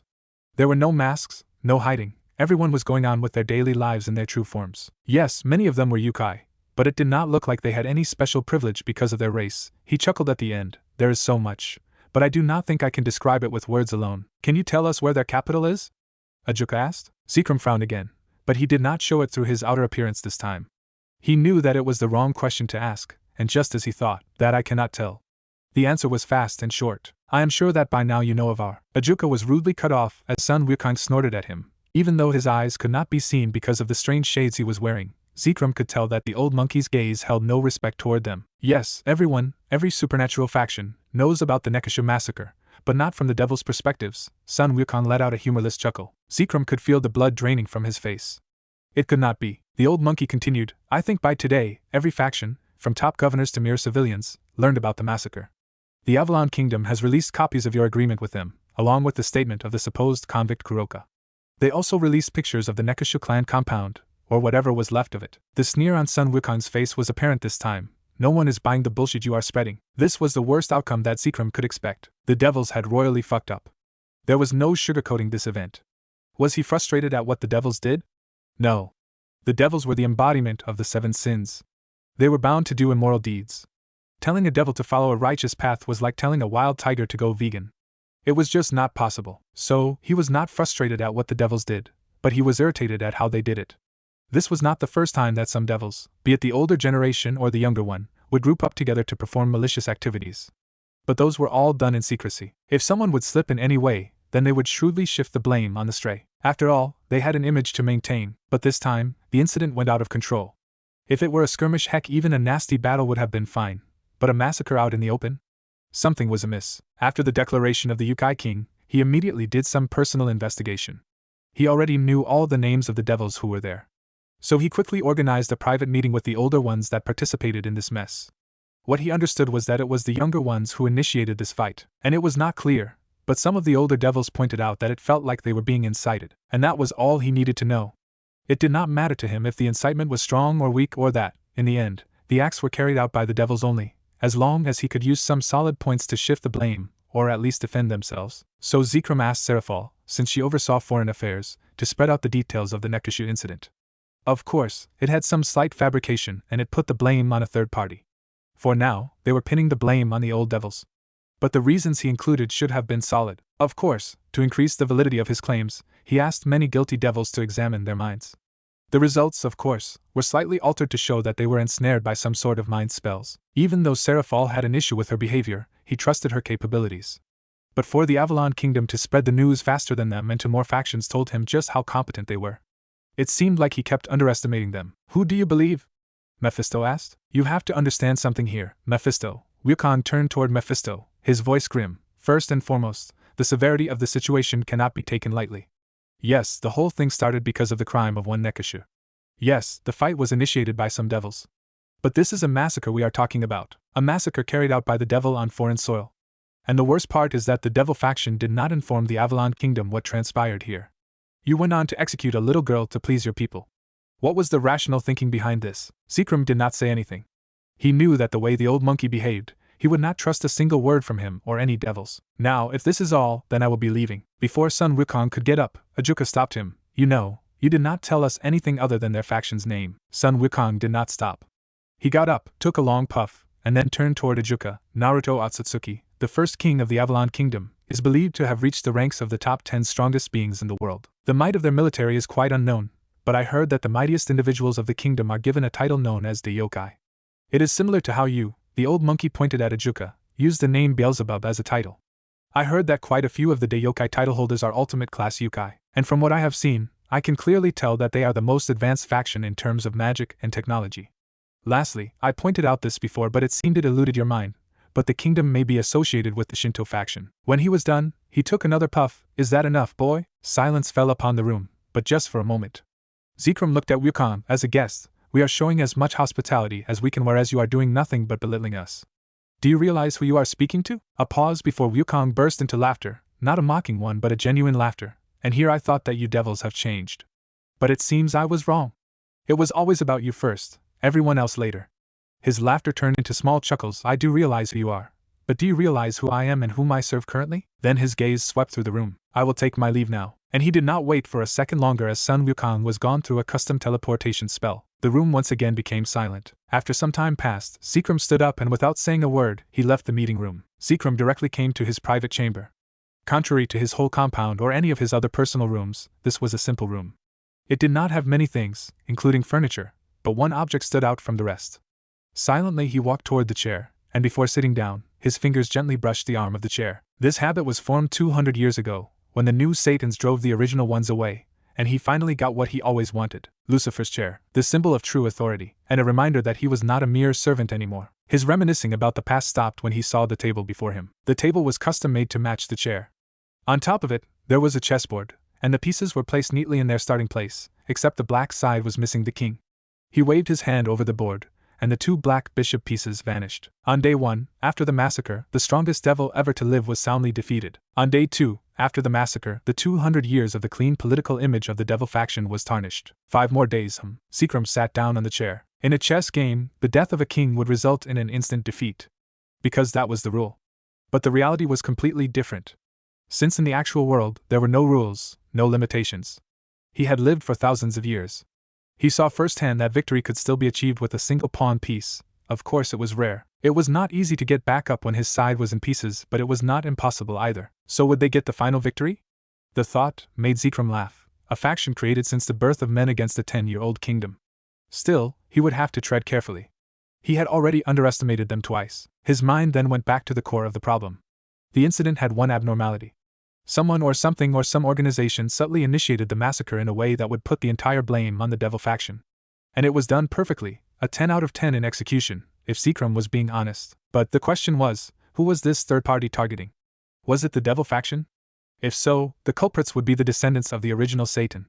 But the only devil who could pull this off was Rias. The conclusion made him concerned.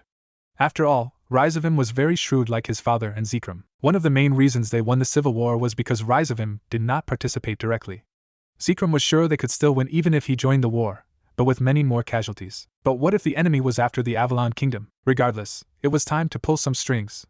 Even if the kingdom got 2 strikes first, he had no intention of giving them the third one. So, what do you think? Amaterasu could not help it. Her lips curved into a satisfied smile when she saw Naruto's reaction. She loved how Naruto's honest facial expressions and body gestures sometimes answered her questions rather than his words. Holy shit! This body looks exactly like my old one. I mean, other than those horns and sharp canine-like teeth, which look awesome by the way, everything is spot on. Amaterasu's lips formed an amused smile. I may not be one of the strongest around here, but I am one of the leaders of a pantheon. Creating a replica of your old body was just child's play. Hearing her words, Naruto turned his head to face and gave her a knowing smile. A pause later, Amaterasu sighed and started rubbing her forehead. Yes, the body was not the issue, and yes, I underestimated how difficult it was to combine those 2 particular types of soul samples. But the smile returned on her face. You will be pleased to hear that the merge was a success. But there is something strange about these 2 soul samples. After these 2 soul samples merged, they started acting as one instead of 2. Really? Naruto's tone and expression surprised her. This was the first time she had seen him so excited. Yes, Amaterasu delicately raised one of her eyebrows at him. What is more surprising is that the merged sample is not only acting as the core DNA of this body, but it is also merging with other DNAs. It is subtle for now. And the only reason this did not raise any concerns is because you said that this was a possibility. Naruto, Amaterasu noticed that Naruto still had that excited look on his face. Is it just these 2 particular people? Or is there something about their bloodline? It's a secret. Whatever Amaterasu was expecting, this was clearly not it. Naruto laughed. I am not hiding anything here, Lady Amaterasu. It is just that I want to see the result first before telling you about these 2 clans' bloodlines, as you said. Suddenly, he had a melancholic look as he glanced at his new body. These 2 clans had a rich history, and their lineage goes back to the very beginning of our world. If everything works out well, I will take my time and tell you about them. About their struggles, ambitions, and fates. Naruto turned to face her and smiled, that carefree, disarming smile of his. Maybe you should invite Susanoo and Tsukuyami as well. I have a feeling they will greatly enjoy this as well. Of course, when I am ready to share, that is. Suddenly he made a sheepish expression. Well, after Susanoo stops chasing me around for that prank I pulled. Do you think he has calmed down? At least enough for me to go to the bars. Amaterasu snorted and immediately hid her face behind a conjured hand fan. An ancient goddess like her would not snort like that, but then again, that was the charm of their new champion. It had been 2 months since Amaterasu brought Naruto to their dimension, and she could say with complete honesty that she had never seen the Shinto faction brimming with so much joy and spirit. It was all because of their champion. He was a helpful and kind man by heart, there was no denying that. No matter the time or the status of the deity, Naruto would always lend a helping hand. And the way he could make others open up to him was really admirable. But that was not all. His mischievous pranks kept everyone at an edge, in a positive way, so to speak. His pranks were never harmful. Instead, the sole purpose of his pranks was to bring smiles to everyone's faces, most of the time. After all, there were times when his pranks went out of control, like last week, when he thought that the statue of Susanoo lacked creativity, so he gave a helping hand. In her entire lifetime, she had never seen a statue so colorful that it looked intimidating. Needless to say, for the whole day, Naruto was chased by Susanoo because of this. Even she was targeted a few times. Of course, the pranks Naruto planned for her were very different and unique, because the aim of those pranks was to make her day all the more interesting. Chuckling, Amaterasu tried to focus on the topic at hand. I will keep that in mind. As for your body, she created hundreds of paper talismans which immediately started covering the body completely, from head to toe. Whoa, I look like a mummy there. The childlike expression of his brought a smile to her face. I will personally monitor the body's progress until it stabilizes completely. I may need to conduct a few more tests. Naruto gave her a questioning look. I thought the body had been stabilized already. Theoretically, yes, Amaterasu sighed. But, as I mentioned just now, after the 2 soul samples from your world merged into one, though it is subtle, it is changing the body. And the changes are quite substantial in my opinion. Merging with other DNAs, and yet from an outer perspective, it is not showing any changes. It is as if instead of merging, that particular soul sample is absorbing other elements inside the body while retaining their qualities. A truly marvelous feat, yes, but an unknown factor that I do not want my champion's body to have. Naruto's eyes softened momentarily before he started to laugh. All right, Lady Amaterasu. I will leave all these complex matters in your hands. But please remember that if you need any help, don't hesitate to ask me. He paused as he frowned. You know what, please let me know if you need any help. I am quite bored right now. Amaterasu chuckled, bored of hiding from Susanoo. Her answer was a sheepish look. Thank you for your offer, but I think you may be busy for the next few days. Seeing the questioning look on Naruto's face again, Amaterasu decided to elaborate. First of all, I must say, I am quite impressed at the speed you learned about our faction. Instead of gaining knowledge about Shinto faction from books and us, you took it a step further. You interacted with others, visited places, and even hung out at local gathering spots. Truly, Amaterasu's gaze softened as she looked at Naruto. You have a hero's heart. Naruto chuckled as he started to rub the back of his head. Now that you have learned as much as possible about our faction, I think it is time for you to learn about others. Not just factions, but other, let's say, wonders about this universe. Naruto sat straighter and leaned toward Amaterasu. With a nod, she started her explanation. I told you about the core stone, right? We can only see the large stone at the Earth's core after every 100 years. I think I should start with this. Why the time gap? An expected question, so it was easy for Amaterasu to answer. Well, that is one of the rules of the biblical God, creator of the core stone. I do not know how he does it, but the stone only appears after every 100 years or so. And the reason he created the core stone is to keep the peace between the factions. A lot of us are dissatisfied with the method, but we cannot argue about it since it's doing the job. It is not perfect, but at least it is better than nothing. Amaterasu chuckled at Naruto's silent inquiry look. The stone has the names of the top 10, the strongest top 10 beings in our dimension. As for how the strength of the top 10 is measured, simple, by comparing their power to the biblical gods. In a way, it works like this: the first in the top 10 list is the closest to the biblical god in terms of power and abilities, and the second one is the second closest, and it goes on like this. Amaterasu explained. So, he is the strongest one up there? Naruto asked. That he is. He is the strongest and the oldest among us. He is also the one who created the heaven realm and hell realm, and if some old records are to be believed, then he had not only reformed the earth so that the first humans could live there, but he also protected them from the dragons and other apex predators. Suddenly, she sighed. But even with all his might and power, he still cannot face the menaces known as the three beasts. Naruto hummed. Then he shot his next question. But if he is weaker than those 3 ancient dragons, how come he defeated the strongest amongst them? Trihexa? Good question, Amaterasu chuckled. but there is no solid record of the fight. The only thing that we are certain of is that he sealed Trihexa with the help of the Four Horsemen and Trimurti. How did the fight start, or how it ended, or even when did it happen? Most of us do not know any of it. At first, we thought that Trihexa was not even real. Some of the gods from various factions were quite persistent about it. But then Ophis confirmed that it was real and stronger than her. That shut down most of those gods. No one asked him directly? I mean, this is huge. The biblical god is one of the most reclusive gods I have ever seen. Or maybe he just does not want to associate with other gods, Amaterasu chuckled. Regardless, the fact remains that he is the strongest god alive, far overpowering and outranking any other gods or goddesses. And since the biblical god has no intention to take over other factions, no one wants to mess with him directly and deliberately in fear of turning him against their factions. Naruto voiced out his thought. Yes, and then there's the fact that the beings in the high tier of the top 10 do not want any conflicts. But it does not stop the factions from having a small squabble here and there with one another, but all of us make sure not to escalate the squabbles into an all-out war. Amaterasu added. What about the Great War? Naruto asked. That's what happens when the strongest and the largest faction have a civil war. Although the devils and the fallen consider themselves as separate factions, to the rest of the supernatural world, we consider the three faction as one single faction, and the Great War also gave us a glimpse of what would happen if a full-scale faction war breaks out. Amaterasu explained. I see. Naruto paused for a moment before continuing. Later, I will go through all the faction civil wars and take notes. It may come in handy. Amaterasu nodded at Naruto's idea. A moment later she spoke. Do you have any more questions? Dinner is going to be served soon. Yeah, one last question. Naruto started to rub the back of his head. How does a god or goddess become stronger? I get a feeling it is not just simple training, like us normal folks. She knew why Naruto was feeling awkward about asking such a question.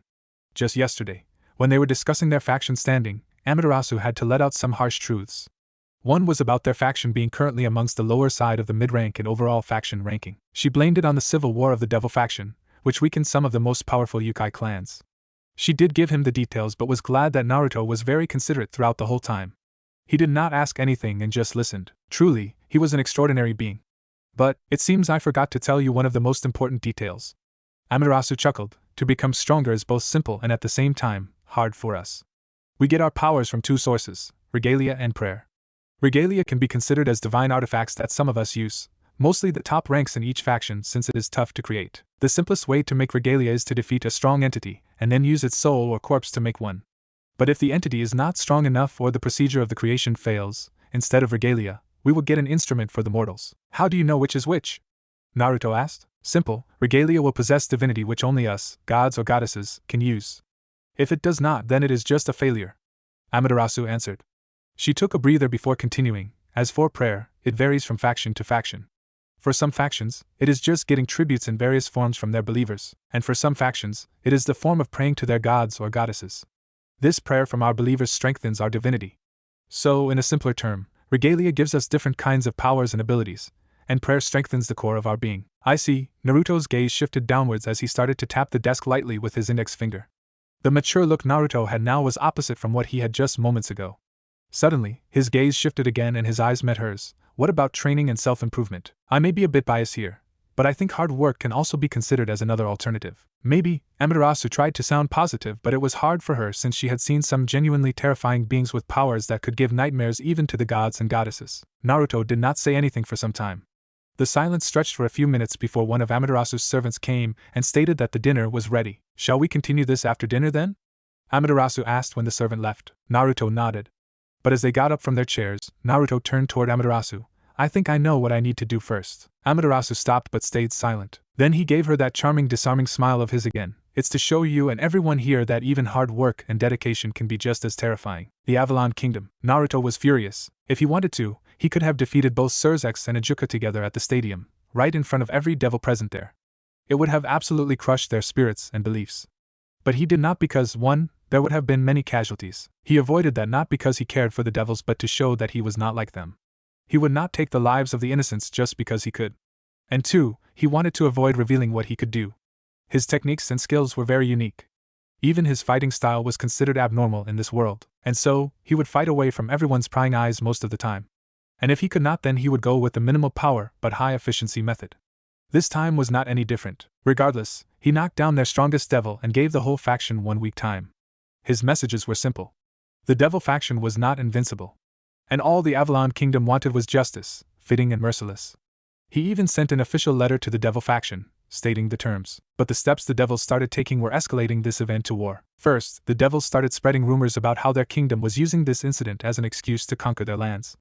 They had one legit point, and it was that after the Civil War, for 200 years, the Devils did not cause any incident at this level. And yet, within 10 years of the Avalon kingdom's birth, this huge incident occurred.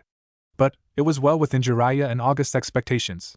And just as those two expected, to maintain their pride, the Devil faction did not play the main card. They did not point out that he defeated Xerxes, which could have diverted the supernatural world's attention to him. But the way the Devils kept saying that the massacre was nothing but a part of a grand scheme made him want to snap some necks. Fortunately, it was pretty easy to defend their case since this was not the first time the Devil faction harmed the Yukai.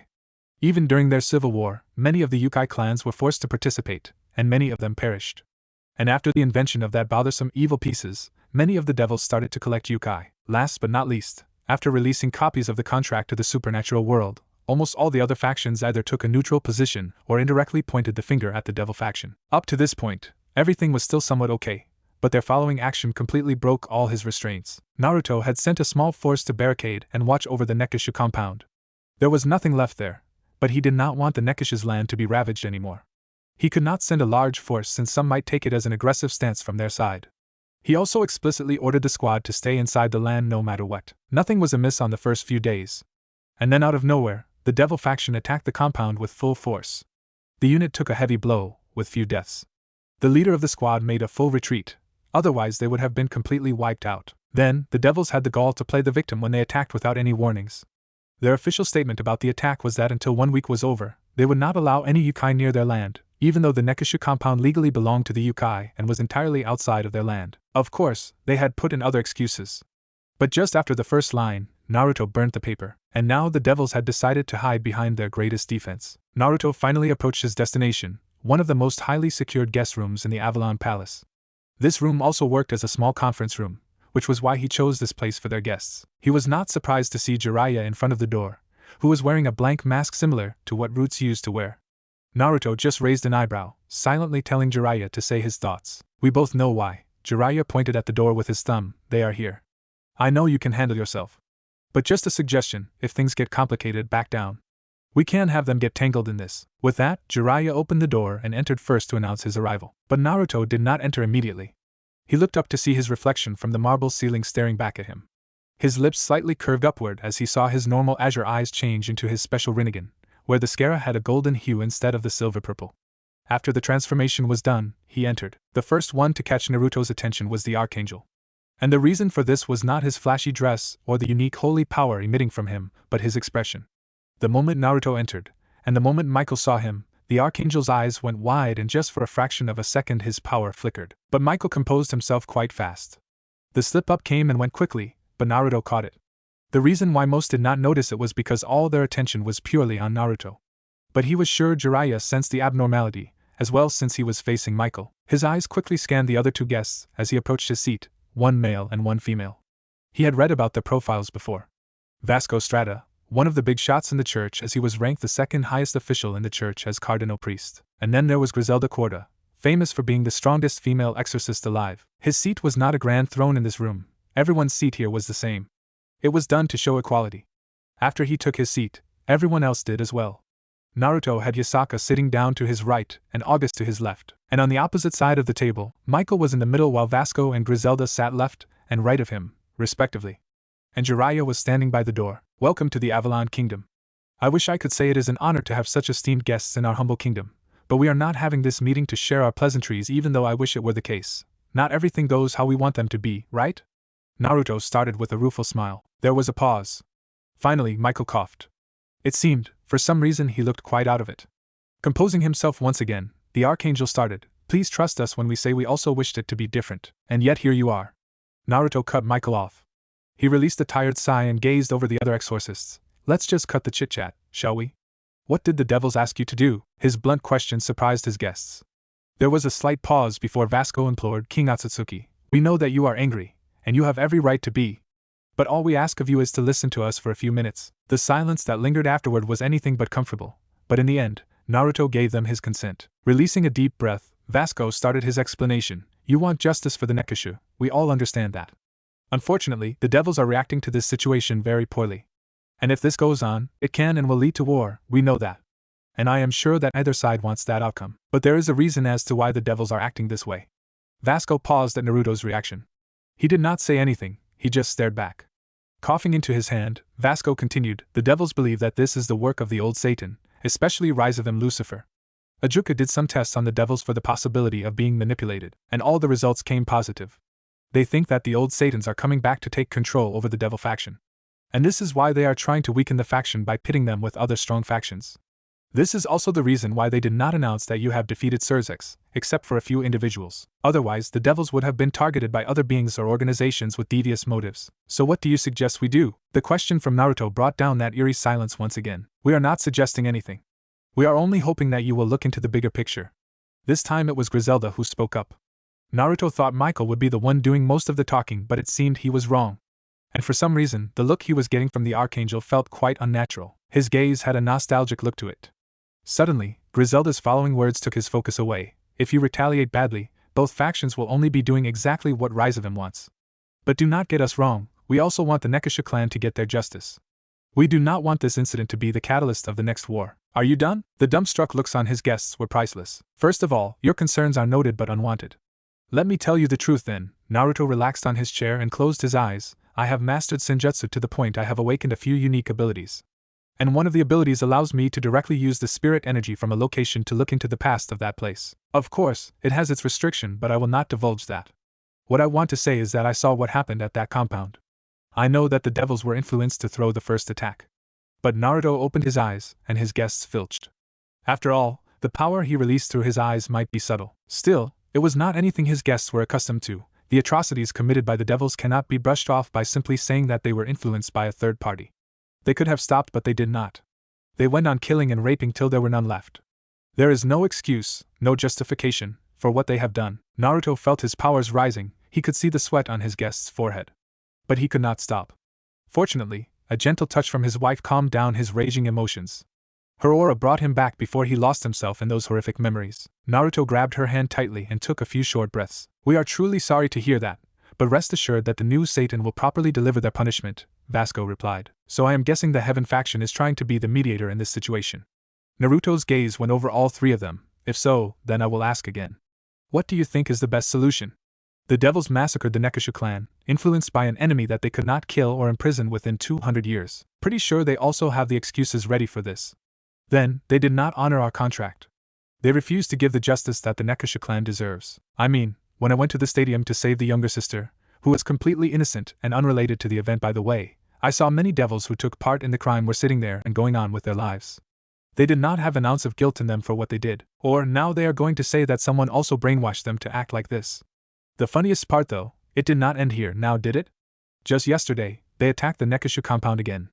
I had sent a squad of 20 people, who stayed only inside the compound to watch over the land, which in every way belongs to us. Then without any warnings or messages, the devils attacked with full force. 7 of our men were killed in action, and quite a few suffered serious injuries. And the best part in all of these, the devils are playing the victim again. Naruto smiled, but he was sure it didn't come out as intended, so tell me, what do you think is the best solution? The devils are in the wrong and so are their actions, no one is denying this. Finally, Michael spoke up, taking the center of everyone's attention. But if you take actions similar to them, a war will break out. We are not here to defend what the devils did. We are here, hoping and trying that this does not escalate to war. And if everything fails, then the flames of war will spread to the human world and other factions again. If that happens, many people will die. Michael gave that unnatural look again. Your people will die. Will you be okay with that? This caught Naruto off guard. And somehow, he could feel that there was something else hidden deep inside the Archangel's words. Do you know why we named our faction the Avalon Kingdom? Everyone turned their gaze toward the speaker, who was none other than Yasaka. With a smile toward the guests, she continued, Our king here has united all the yokai, be it a large prestigious clan or a small newly formed group, within 10 years, a feat that even the gods and goddesses from the Shinto faction dubbed as a miracle. Of course, fights had occurred, and blood had been spilled, but it was still considered the most peaceful unification recorded since the birth of yokai. Then he made the most remarkable achievement that none of us had ever thought was possible. He made an alliance, a true union between the fairy faction and the yokai faction, without spilling a single drop of blood. He named this new allied faction the Avalon Kingdom. Avalon, in fairies' terms, is similar to heaven. It is considered the ever-distant utopia for the fairies, untouched and uncontrolled by any being or laws. Our king liked the concept of that place so much that he named our kingdom after it rather than giving it more of a yukai or Eastern culture-related name. And the way he presented the kingdom's name to us, his people, made fairies respect him and yukai adore him. Yasaka gave Naruto's hand a light squeeze. Also, the Avalon kingdom of ours is not a faction. Because, to our king and our people, faction indicates a society of certain races or beings who follow certain gods or faiths. The Avalon kingdom does not possess that prejudice. We take in and protect anyone, as long as you love the land you live in, respect everyone regardless of their race, and honor the rules that uphold the peace. And all this was made possible by our king, Naruto Otsutsuki. Then the smile left her face as she frowned. So if he asks us to go to war, we will gladly lay down our lives knowing that he is doing so to protect our future, our freedom, our beloved, and our rights. And we will do it as many times as he asks because everyone in the Avalon kingdom believes in him. After all, until now, he had always been our guiding star. So I ask you, Lord Michael, do not judge our king's actions and values based on your beliefs on protecting a balance that does not exist. This was totally not on purpose, but Naruto let out a low whistle when his wife was done. There was no doubt in Naruto's mind regarding the actions that he had to take, and the recent actions of the devil solidified his resolve. But he would not lie, hearing the badass speech of his queen did make him feel good. He faced the archangel and smiled. Lord Michael, you heard our queen. Also, that remark about the innocents dying, the lives of many innocent yukai had already been lost. And more are still being killed by the devils. I do not know how you are looking at this, but to me, it seems they had already made the decision. Instead of giving us the justice that we seek, the devils want to protect their pride, and they will do it regardless of the consequences. Naruto started to rub his eyes as he released a deep breath. Punish those that took part in the massacre and execute the leaders of the raid. That is all we asked? We do not want any monetary benefits, nor do we not want the whole devil faction to be punished. It is so simple, and yet Naruto took another deep breath. After a pause, he shook his head. This is going nowhere, and then looked at August to his side. August, will you show our guests the way out? Now, this snapped them back to reality. And it seemed they had things to say, but Naruto knew how to shut them up. After all, he was not the Hokage for show. The way he sat and the way he looked at his guests was enough to tell them he had made his decision, and would not hear a single word.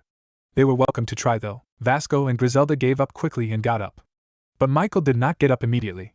The stare down between the Archangel and the Yukai King continued for a few moments.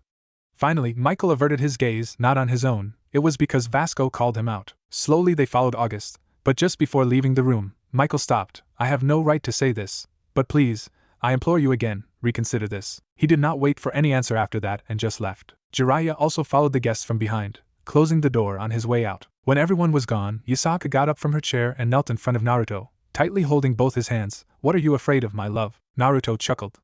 She still had the power to see through him, to understand his inner conflicts. Even though he had the Rinnegan, her eyes were more remarkable than his. They always had been. Even now, without any special power, she could see through the masks and facades of her beloved ones. Letting out another chuckle, he bent down and kissed her hands. I am worried about the future. Yasaka did not say anything. Her silent support made him continue. Every faction, big or small, will know about us, about our bloody and vicious entrance into the supernatural world. This may create some doubts and complications, which will affect the future relationship between our kingdom and other factions. Not only that, but there are also a lot of Yukai clans and fairy societies out there. They will be in danger from now on. When he was done, Yasaka just smiled. But her expression said enough. Then she let out a cute scream as Naruto pulled her onto his lap and buried his face in her chest. This sucks. Yasaka giggled and started brushing his hair. You are not omnipotent, my love. You cannot control everything. But you can learn from this and make sure something like this won't happen to our people again. Michael is right about one thing though. People will die. Naruto whispered. Unfortunately, there will be casualties, yes. But what are the alternatives? Yasaka answered. You have seen how evil and ruthless this world can be. Even our previous world, which was full of fights and deaths, does not hold a candle to this one.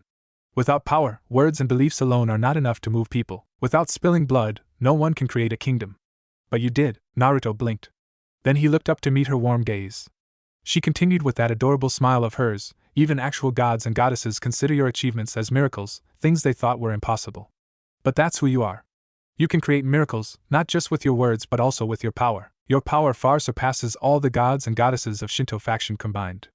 An unimaginable amount of power, but yet you do not use it like the most. You use your powers, your beliefs, and your ideas to do the right thing, to create the correct path, no matter how hard it is. You always had, and I know that you will do the same this time as well. She kissed his forehead, and then slowly got up from his lap. Dirty politics is not your specialty, my love. Leave that to us. You just sit down and create your miracles, Yasaka giggled again and gently pulled him up from his chair. But you cannot create those miracles if you are not yourself.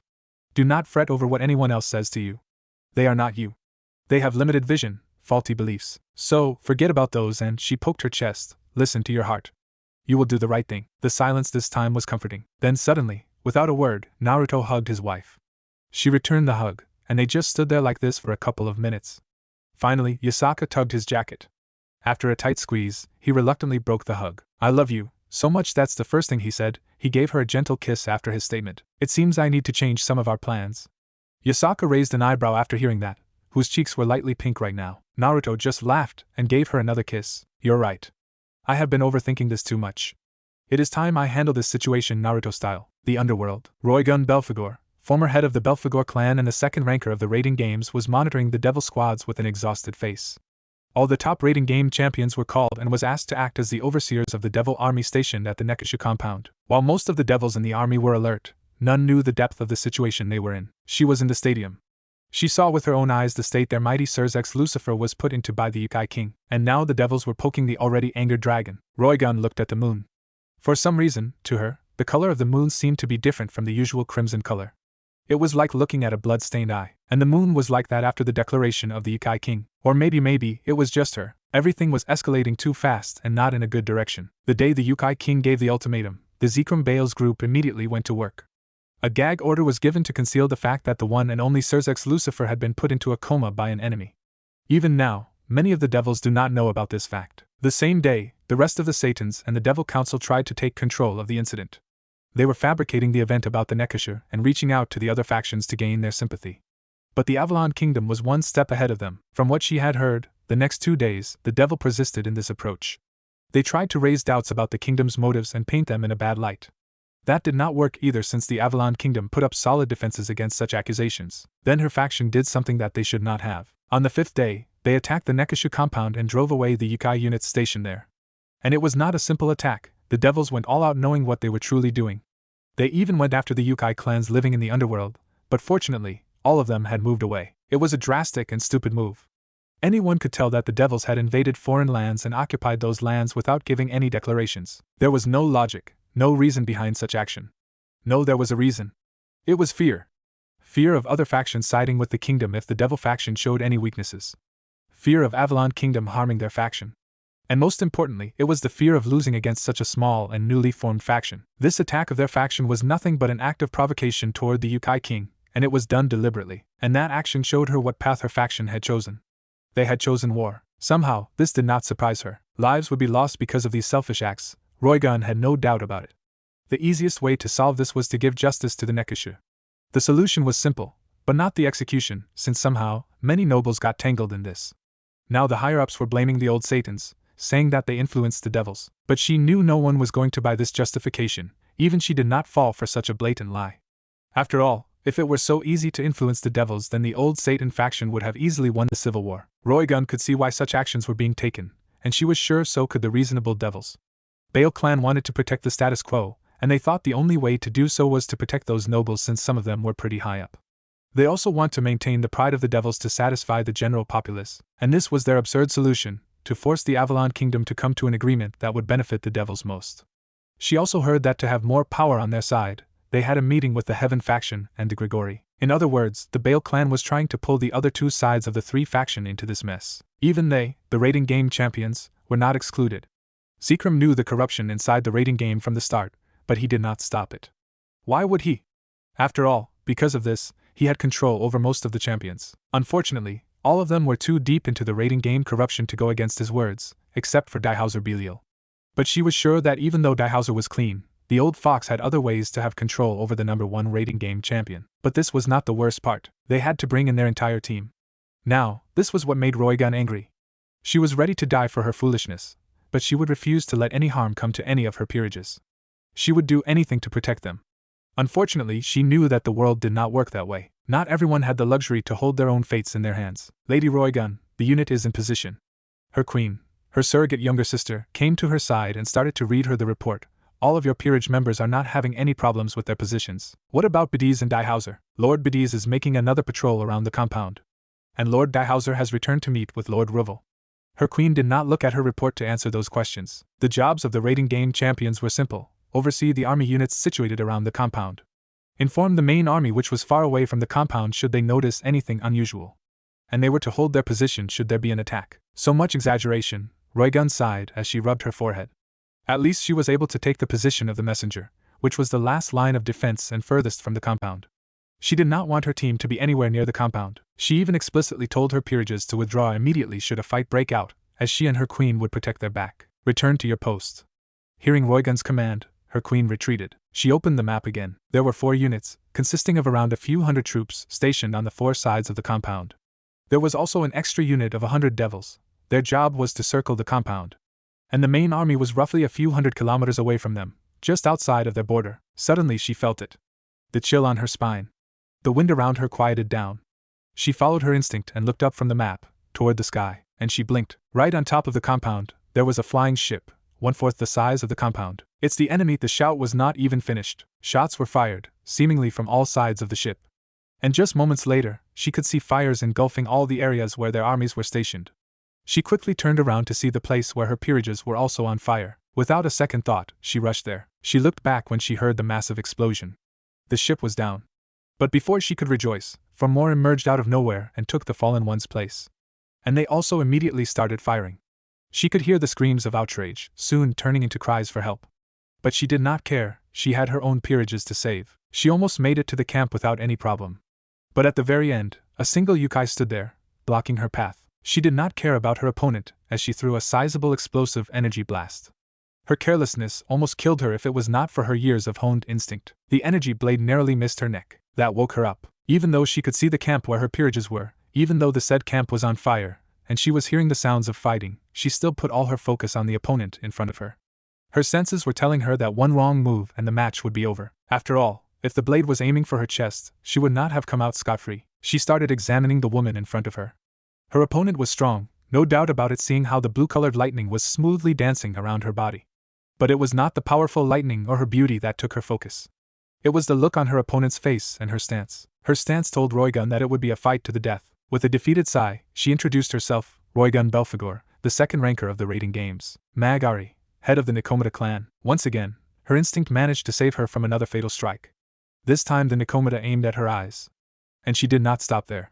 The attacks kept coming, and even though she was fast, her opponent was quicker and swifter. After getting 2 more shallow cuts, she released a burst of power to get some distance, and immediately readied her special magic. One of her specialties was earth magic.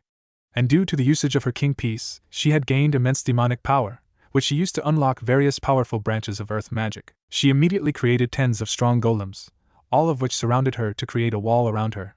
But she was once again surprised by how precise the attack of that Nikomata was. She hit all the vital points of a golem, all the while dodging the onslaught of the golem's attacks. They were slow, but not this much as to how her opponent was showing. With astonishing speed and precision, she took down her golem wall within mere 10 seconds. But those 10 seconds were enough for her. Crack whip. Crack magic was the specialty of the Belphegor clan. And as a member of the Belphegor clan, Roygun has shown incredible mastery in creating a tear on anything, even if it was flesh. But the problem was that to do so, she either would need her opponent to stay still for 1 second, or she would have to touch her opponent to have her magic take effect directly. Fortunately, she was able to improve crack magic further, even though she needed to use the king piece. The whip she created using her crack magic not only gave her the extra reach she needed, but also the movement of the whip was quite unpredictable, meaning it was not so easy to dodge. Right now, she only needed to land 1 solid blow to win the match. But the speed and the agility of her opponent were nothing to scoff at. So, the battle was all about who could land first lethal hit. 5 minutes. It took 5 whole minutes to land her first decisive blow on the Nikomata.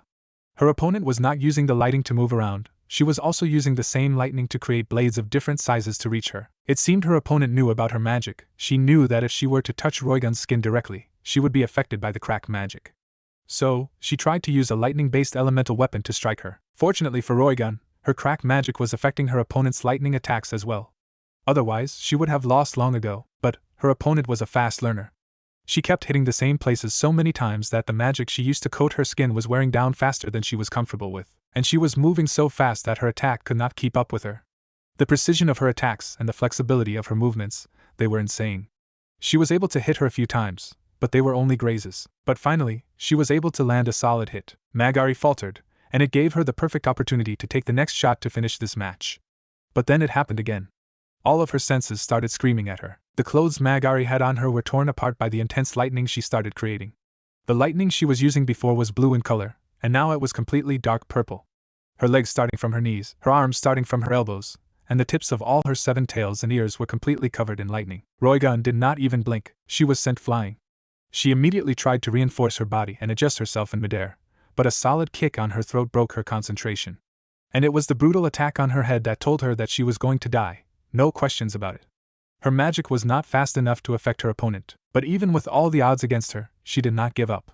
She could not. She kept trying to reinforce and replenish her magic using the full power of her king piece. But it was futile. Her magic was depleting faster than she could replenish, and the injuries were now becoming more fatal. As her vision started to blur, she tried to concentrate her senses on the camp. At least, she wanted to make sure that her peerages made it out alive. And suddenly, the attack stopped. She blinked a few times to adjust her vision as she shakily tried to take a defensive stance. When she could finally focus on Magari, she saw that her opponent also had a surprised look on her face. And the reason was that her lightning was gone. Then she felt him beside her. "Sorry, I'm late," Diehauser said. Immediately, the Nikomata jumped back. Not because of Diehauser but because flames consumed the area she was standing on. "Ruvel," she shouted, her voice hoarse. The next heir of the Phoenix clan did not turn to look at her as he pressed on the attack. Another loud explosion took away her focus. She looked up, and her jaw dropped slightly. Eve, the fabled flying warship, was here. She never saw it this up close. It was easily 10 times the size of the Yukai bombarding ships. Another huge sound came from the warship, and she looked ahead to see another of the Yukai ship was destroyed in an instant. The remaining 2 Yukai ships started focusing their fires on their warship, but it seemed it had an energy barrier that was properly shielding the ship. "The main army has already started moving." Roigun raised her eyebrows at the statement. Diehauser just nodded at her and then looked in front.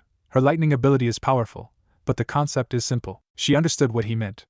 As a member of the House of Belial, Diehauser was able to nullify the abilities of people or objects.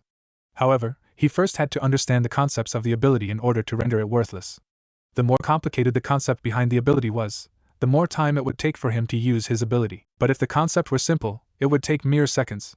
Just like how it literally took him 2 seconds to cut down her golem wall in one of the raiding games. She turned to look at the Nikomata, who was having a hard time defending against Ruvel without her lightning powers. It seemed her lightning element was not complex for Diehauser to decipher. Still, Mido Zangetsuya, she felt a unique energy. It came out of nowhere. She looked up, at the source of the power. The warship that changed the tides of the early battles in the Civil War, the warship that took the hits of the old Satans and still survived, was collapsing. There was a black orb in the middle of the warship, and it was slowly increasing in size while destroying the ship and pulling everything inside of it. It looked like a small black hole. Suddenly her scenery changed. She blinked. There was nothing in the sky now. She looked down to see the familiar muscular hand tightly holding her. She blushed, but just for a second before her gaze stopped at the place they were standing. Green energy flame was covering that place. She finally understood what happened. Someone attacked where they were standing, and she did not even notice, let alone react to it. And if it was not for Diehauser moving her away, she shuddered at the thought. Then she saw him. He was a handsome and tall young man with fair skin, pointed ears, and knee-length silver hair. He was wearing an elegant-looking kimono with samurai-type armor on top of it, and there was a huge fur on top of his right shoulder. And one look at the sword he was wielding told her that it was a very dangerous weapon. Yet it was the wielder that scared her. As the green fire dissipated, her eyes landed on the kneeling Ruvel, who was just a few feet away from the dangerous man. It seemed to her that he got caught in the fire attack at point-blank range. She wanted to shout, but she could not. The man just walked past him without a care. And suddenly Ruvel fell down on the ground. Then she understood. Although Diehauser dodged the green fire attack along with her, it was not aimed at them. The attack was meant for Ruvel. And she could sense it. Ruvel Phoenix, the heir of the Phoenix clan, was dead. Roigun, Diehauser grabbed her attention. She looked at him, still unable to comprehend what was happening. Retreat. It was this word that made all her senses come back. But before she could retort, he continued, his eyes not moving away from the man. Retreat and regroup with the main force. Tell them what happened and wait for Lord Ajuka's arrival. If he does not arrive within the time limit, and if you do not receive any messages from me by that time, make a full retreat. Do not wait for anyone other than Lord Ajuka. Roigun wanted to object. She wanted to stay. She knew Diehauser was a Satan-class devil and was a monster even by their terms, and it was all his power unlike her. But the man in front of them was dangerous. She could feel it. The fights between these two individuals would only end with one of them dying. Go, she did not want to.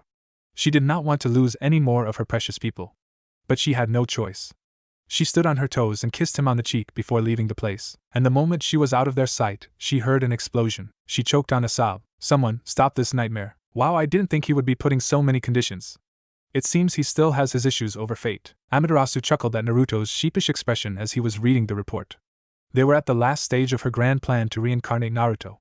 Naruto's body was completed, and he was thrilled with the final outcome. Now, all that was left was to confirm the bodies of the other 3 souls she brought, and where and how they would be reborn. For Naruto, since he was reincarnating, all he had to do was to take over the body she had created. The soul and the body would take time to adjust, meaning that the process of reincarnation was not instantaneous. It would take some time for him to wake up in his new body, maybe a couple of days to a month at most. After that, his reincarnation would be considered completed. Of course, he would need some extra time to get used to his new body and power. But she was sure that would not take long. But the rest of the souls she brought would have to start over from the beginning, meaning all the way from infancy. Well, in most cases, since Jiraiya, Naruto's mentor and godfather from his previous world, chose a yokai that not only was perfect for his personality but also bypassed this big hurdle, somewhat. He was quite the crafty one if she was being honest. Well, as you can see, I am also giving them the choice. Anything they want, as long as it is under our jurisdiction. After all, like you, they are our special guests.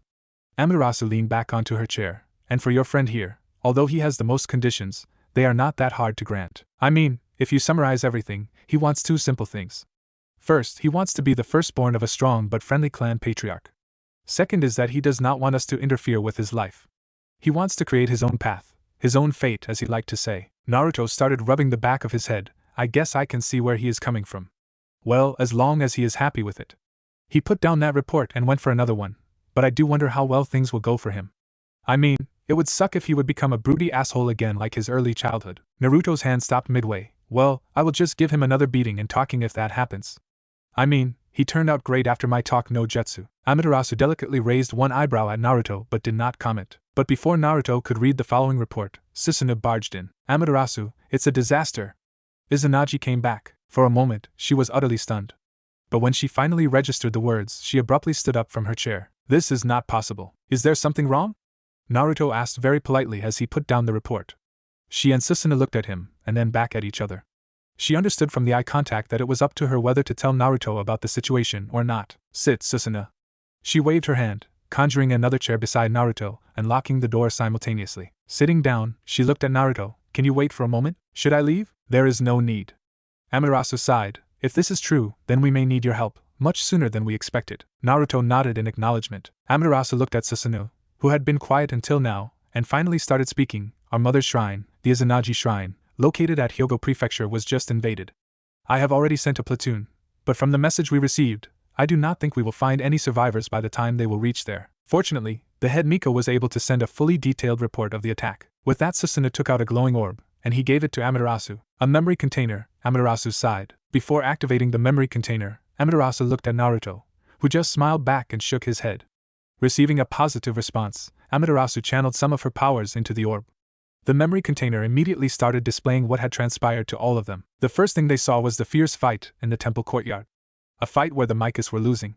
What surprised Amaterasu was that both the yokai and humans were attacking their sacred temple. The scene switched and tried to give them an aerial view of the fight but could only maintain it for merely a few seconds before losing focus. For the next few moments, various scenes showed as if the Miko who shared her memory was trying to find someone. And finally, she succeeded. The power was so vile that it could be felt from the memory. And the person shrouded by such abominable aura turned to face the Miko, and immediately everything went black. It's him. She did not want to believe it, but she could never mistake her father's power no matter what skin he wore. There was a pause, but only for a few seconds. Susanoo, alert everyone. There is no reason to hide his return. Also, I want you to check with both the West Yukai faction and the East Yukai faction and find out which Yukai clans defected to his side. She paused momentarily. You may want to talk with Tsukuyami as well. Ask him if he can find out why humans were in the attack. Susanoo nodded, but he did not leave immediately. And she understood why. Let me talk to him alone. Releasing a deep breath, Susanoo nodded once again and he left the room. I believe you. That statement shocked Amaterasu. Naruto chuckled. If you think that I will accuse you of bringing me all the way here to just fight for you, and right from the start, and that I will accuse you and the Shinto faction of this deception, then you are wrong. I don't want to brag, but I think I am quite good at reading others, most of the time, Naruto added with a sheepish chuckle. Thank you, Amaterasu whispered.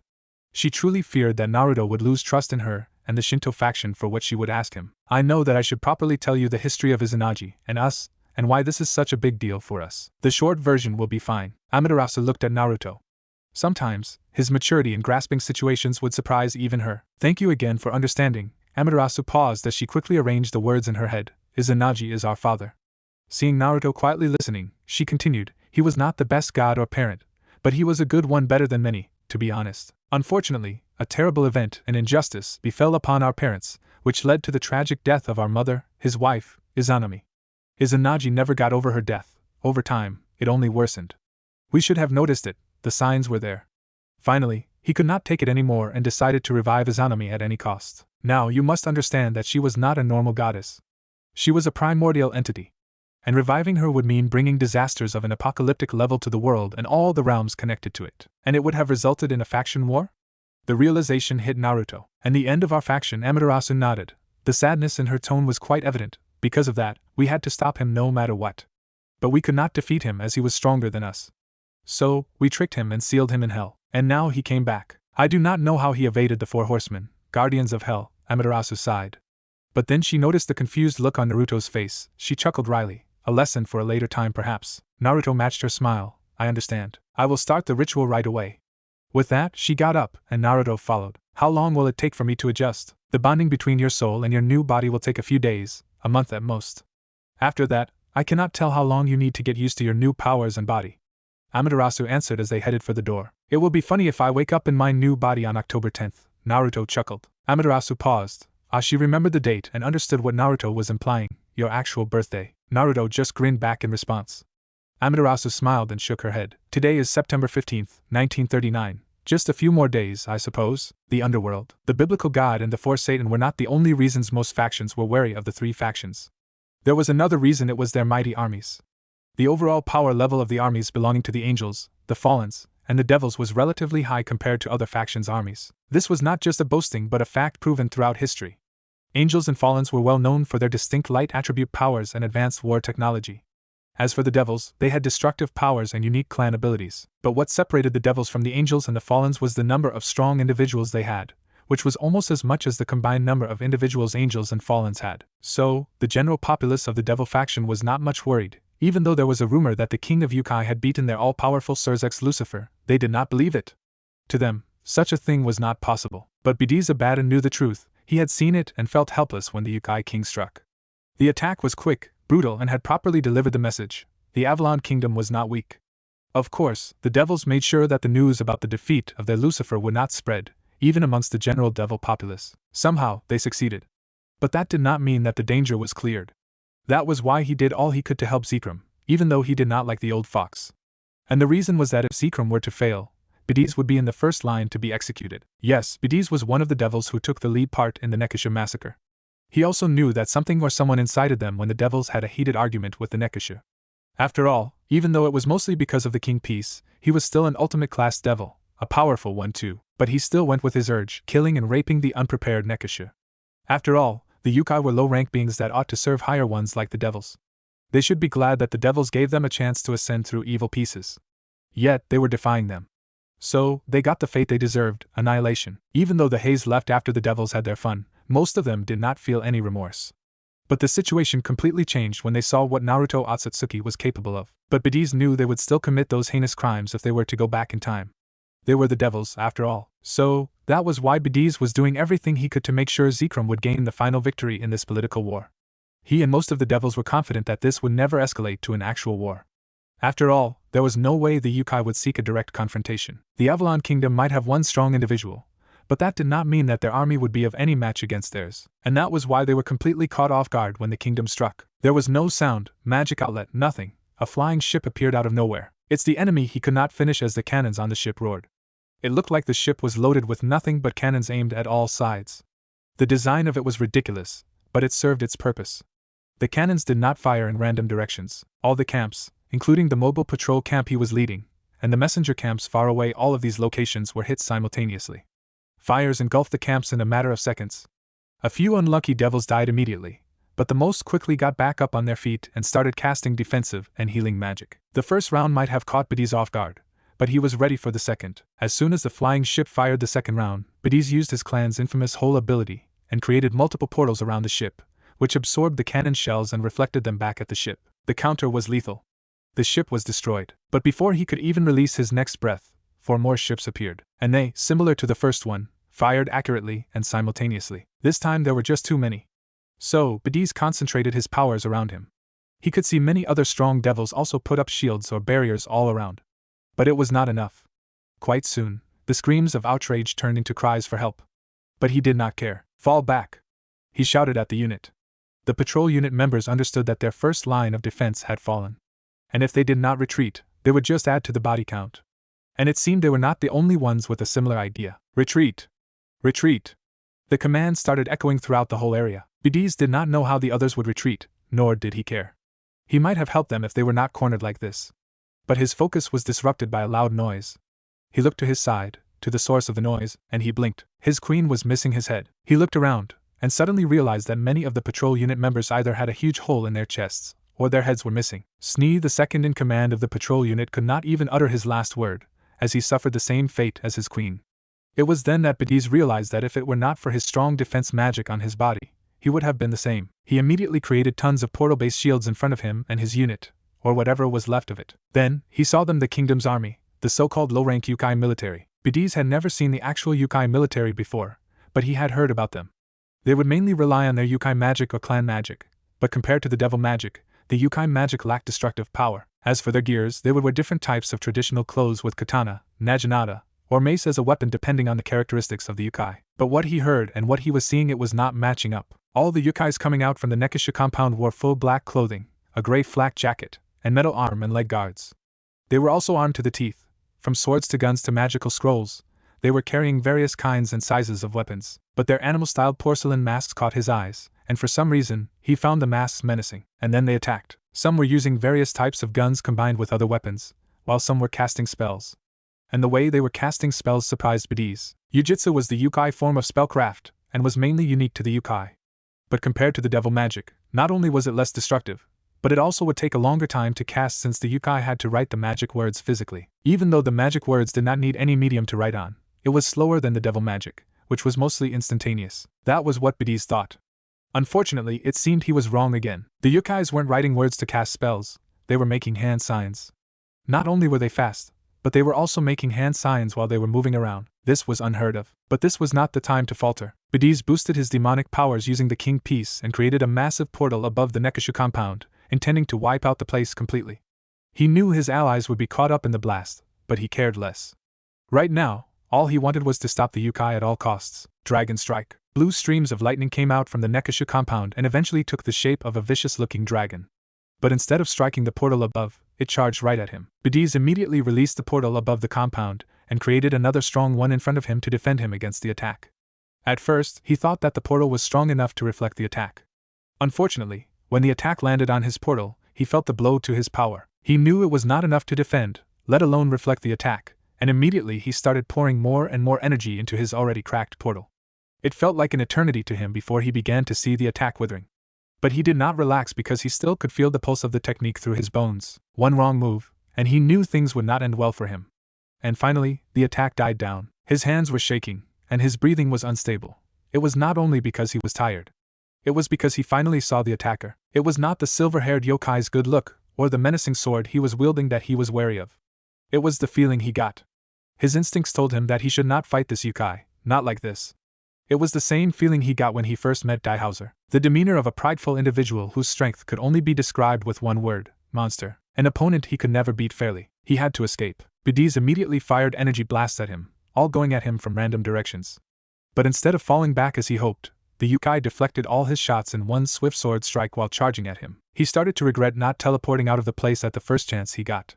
He always had 2 safe locations locked on in case of emergencies. But those kinds of teleportation would take him more than a few hundred miles away to safety and would require some time to cast. And it seemed he would not be allowed to get that needed time. Bidis started covering the area with hole and placed them between him and his opponent. But instead of cutting the portals and charging at him like he wanted, the yokai started maneuvering around him. He knows about my powers? As the yokai was dodging the portals and closing in, he was getting restless. No matter how fast he would relocate the portals or magic trap bombs, another of his specialties, the yokai was faster to reposition himself and even quicker to dodge his subtle traps. His movements were beyond abnormal. Finally, he backed away. And it was not for his power or attacks. It was because the devil's trademark warship Eve entered. Bidis could not help it. He started to laugh out loud. Because if this was here, then it meant that the Satans were not far behind. It's over! He snarled at his opponent, who was looking at the warship taking down 2 of the yokai's ones. Now, just stay still and accept your demise, like those cat whores. The look he got from the yokai after he said those words made his bones freeze. Orochi's breath. The sword the yokai was wielding glowed in green color, and Bidis could sense the ominous feeling coming from the energy. And then the yokai swiped his sword. A massive amount of green fire came out from the weapon and once again took the shape of an Eastern-type dragon. Bidis immediately started creating portal after portal in front of him, simultaneously moving back to create distance.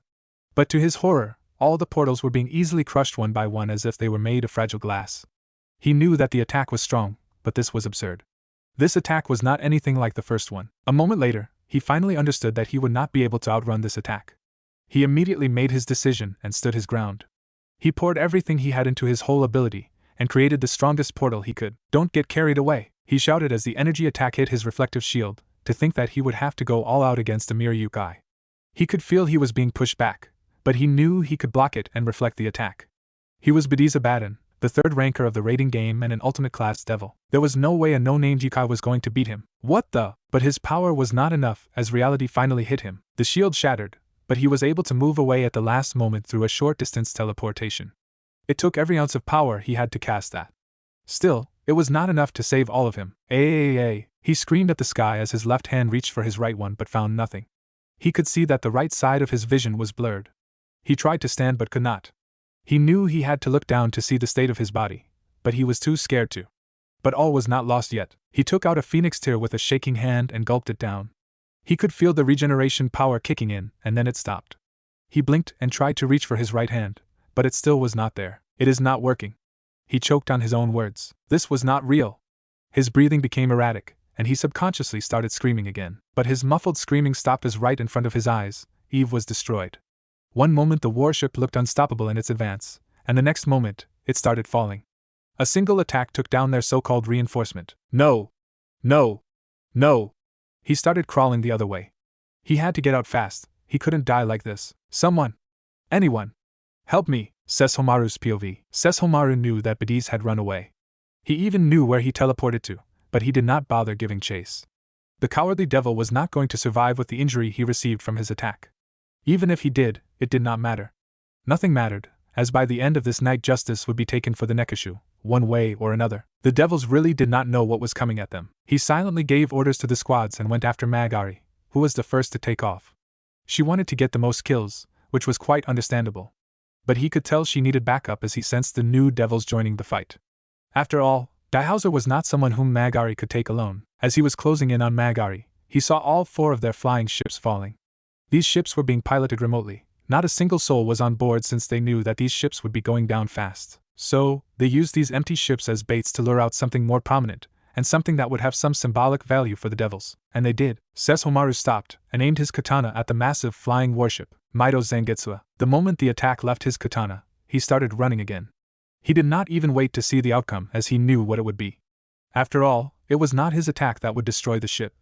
It was just a distraction from the actual attack since it would be unwise to show their king's hand before his grand entry. His katana was already in motion when he reached where Magari was. Orochi's breath. He aimed to take down all 3 devils swiftly in one strike. But he failed. He predicted this would happen. After all, Dihauser was on a different level compared to Roigun and Bidis. It seemed Jiraiya's judgments and predictions were on point, as usual. He looked at Magari, who was out of breath. It seemed her powers were sealed. To seal away the power of someone of her caliber, worthlessness was indeed a very frightening ability. No, he looked at Dihauser, who until now had his gaze solely focused on him. Maybe it was the wielder. After all, according to Jiraiya, Dihauser was the 5th strongest devil, stronger than Grafia, contrary to popular belief. Homaru took the first step forward. Seeing that, Magari sighed and retreated without a word. He was glad she understood that she would not be much of a help, not with her current state. He passed the dead phoenix. And he could not help but scoff when he saw the Lady Devil's face paling. The devils always liked to exaggerate their powers and abilities. The Phoenix clan members thought that except for holy attribute attacks, nothing could work against their regenerative abilities. They honestly called themselves immortals. It was laughable how ignorant they were about the reality. Well, this war would surely open their eyes. A small conversation occurred between the 2 devils before the lady departed, reluctantly it seemed. And during that time, he just deliberately waited. After the lady left, Dihauser fully turned to him and bowed slightly, a respectable gesture, one that he returned. And instantly, both of them clashed, closing the huge gap between them within a fraction of a second. Daihaozu blocked Sesshomaru's katana with his bare hand. Not exactly bare, as his hand was coated with demonic power. Both immediately fell back after their first exchange. Finally, a devil who simply does not throw his power randomly. A unique devil indeed, Sesshomaru thought as he took a proper fighting stance. With the tip of his katana, Sesshomaru threw away the fur which was on top of his right shoulder. And the moment the coat hit the ground, it made a loud noise as the ground cracked. Not surprising, since the fur weighed a lot. After all, it was training gear, but he had to give it to Daihaozu. He did not even blink or give a side glance at the fur, and once again, both charged at each other, fists against blade, power against speed. Daihaozu had tremendous mastery over hand-to-hand combat as well as many martial arts. He was even coating his legs with demonic power to get an edge. But Sesshomaru was faster, and his swordsmanship was unmatched in their kingdom. After all, he was defending as well as attacking with one sword, whereas Daihaozu was using all of his hands and legs. There was a chance that his Mito Zangetsu or Orochi's breath could finish this match in one shot, but he did not want to risk it. He knew that Daihaozu was not the type to fall for the techniques that he had already seen once, because there was a chance that if Sesshomaru could not finish the fight with those techniques, then Daihaozu could get enough knowledge to use his worthlessness and seal those abilities. Even if the said chances were meager, it was a risk that he could not take. Sesshomaru could see that his swordsmanship was better than Daihaozu's martial arts, but the devil had much power to spare, which he was using smartly to cover the gap. His magical coating over his limbs was not only thick but also had high regeneration. Sesshomaru ducked a kick and tried to strike Daihaozu's other leg. But the devil flipped, trying to get a hit on him while he was in the air, but was unsuccessful.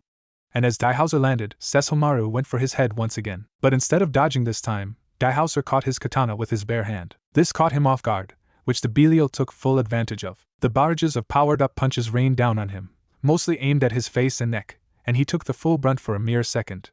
And that 1 second was enough to bring Sesshomaru to his knees, almost.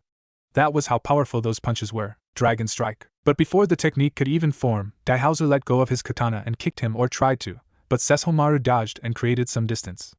At least he tried to, but the champion was not going to give him any space now that he had the advantage. Daihaozu even coated his fist with worthlessness, as each strike was somehow weakening him if it was making direct contact with his katana.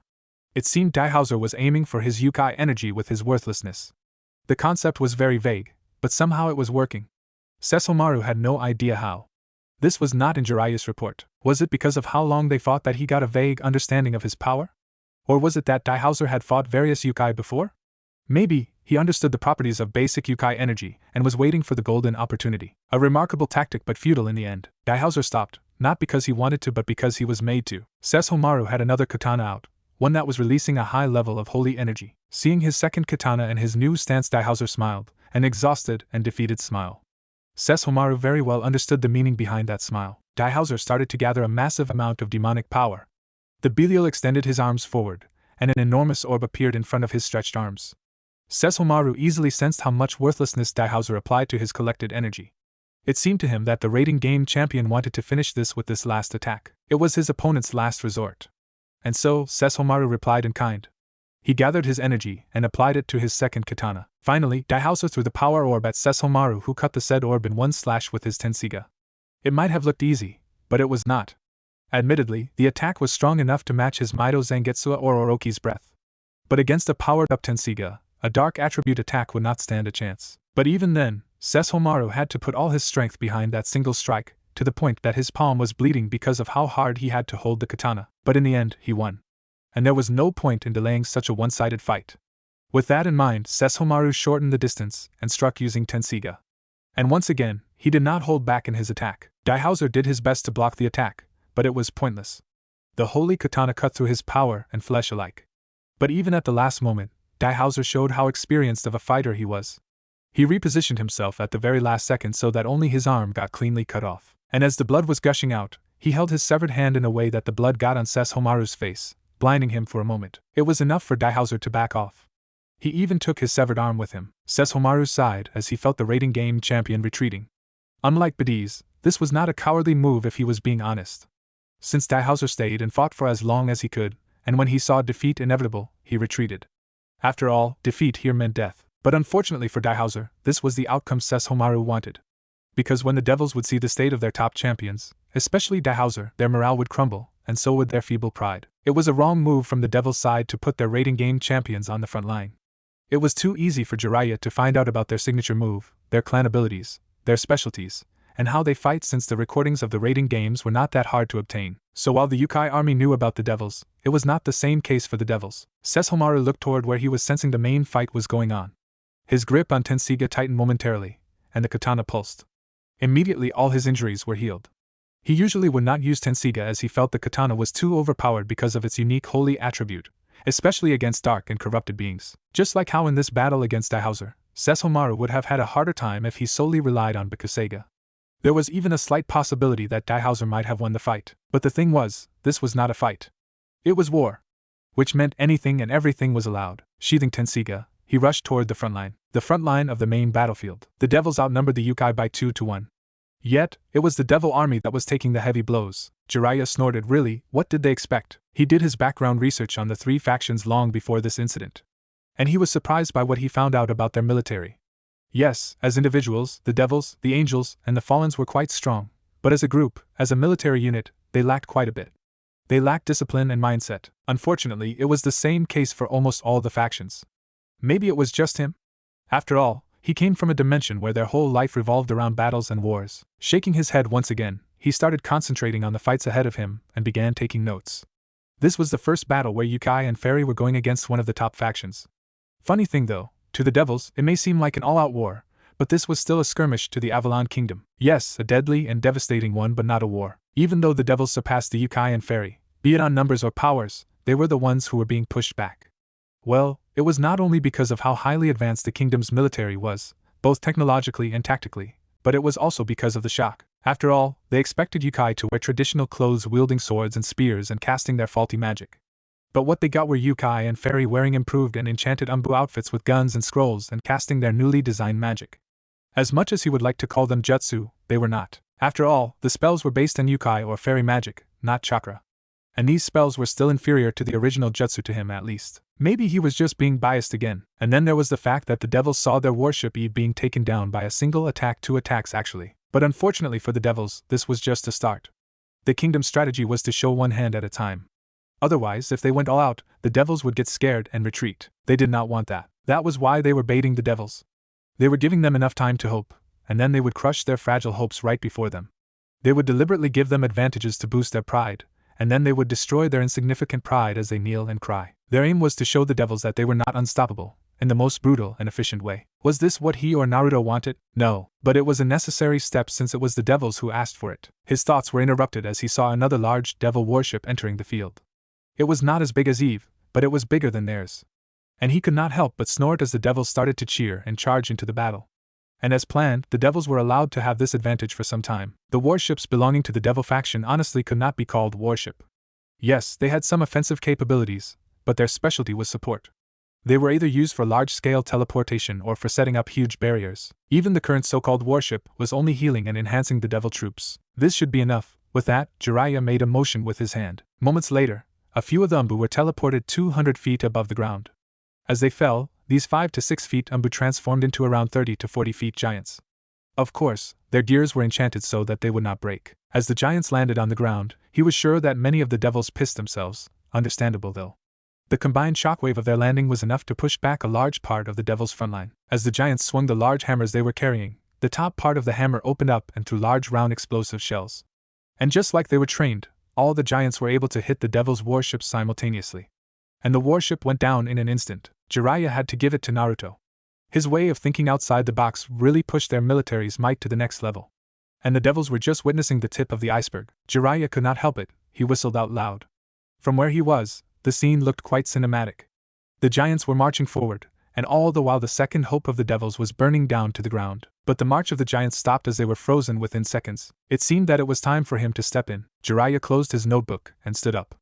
And in the next moment, he was at the front of the battlefield, just 20 feet away from Seraphal Leviathan and Falbium Asmodeus. Both Satans were surprised, but it lasted only for a second. Seraphal was the first to strike as she hurled large ice spears at him, and Falbium followed her by creating metal puppets. But Jiraiya was already done with his part. Fire release, big flame bullet. The continuous stream of flames evaporated all the metal puppets in one shot. As for the ice spears, he just dodged them.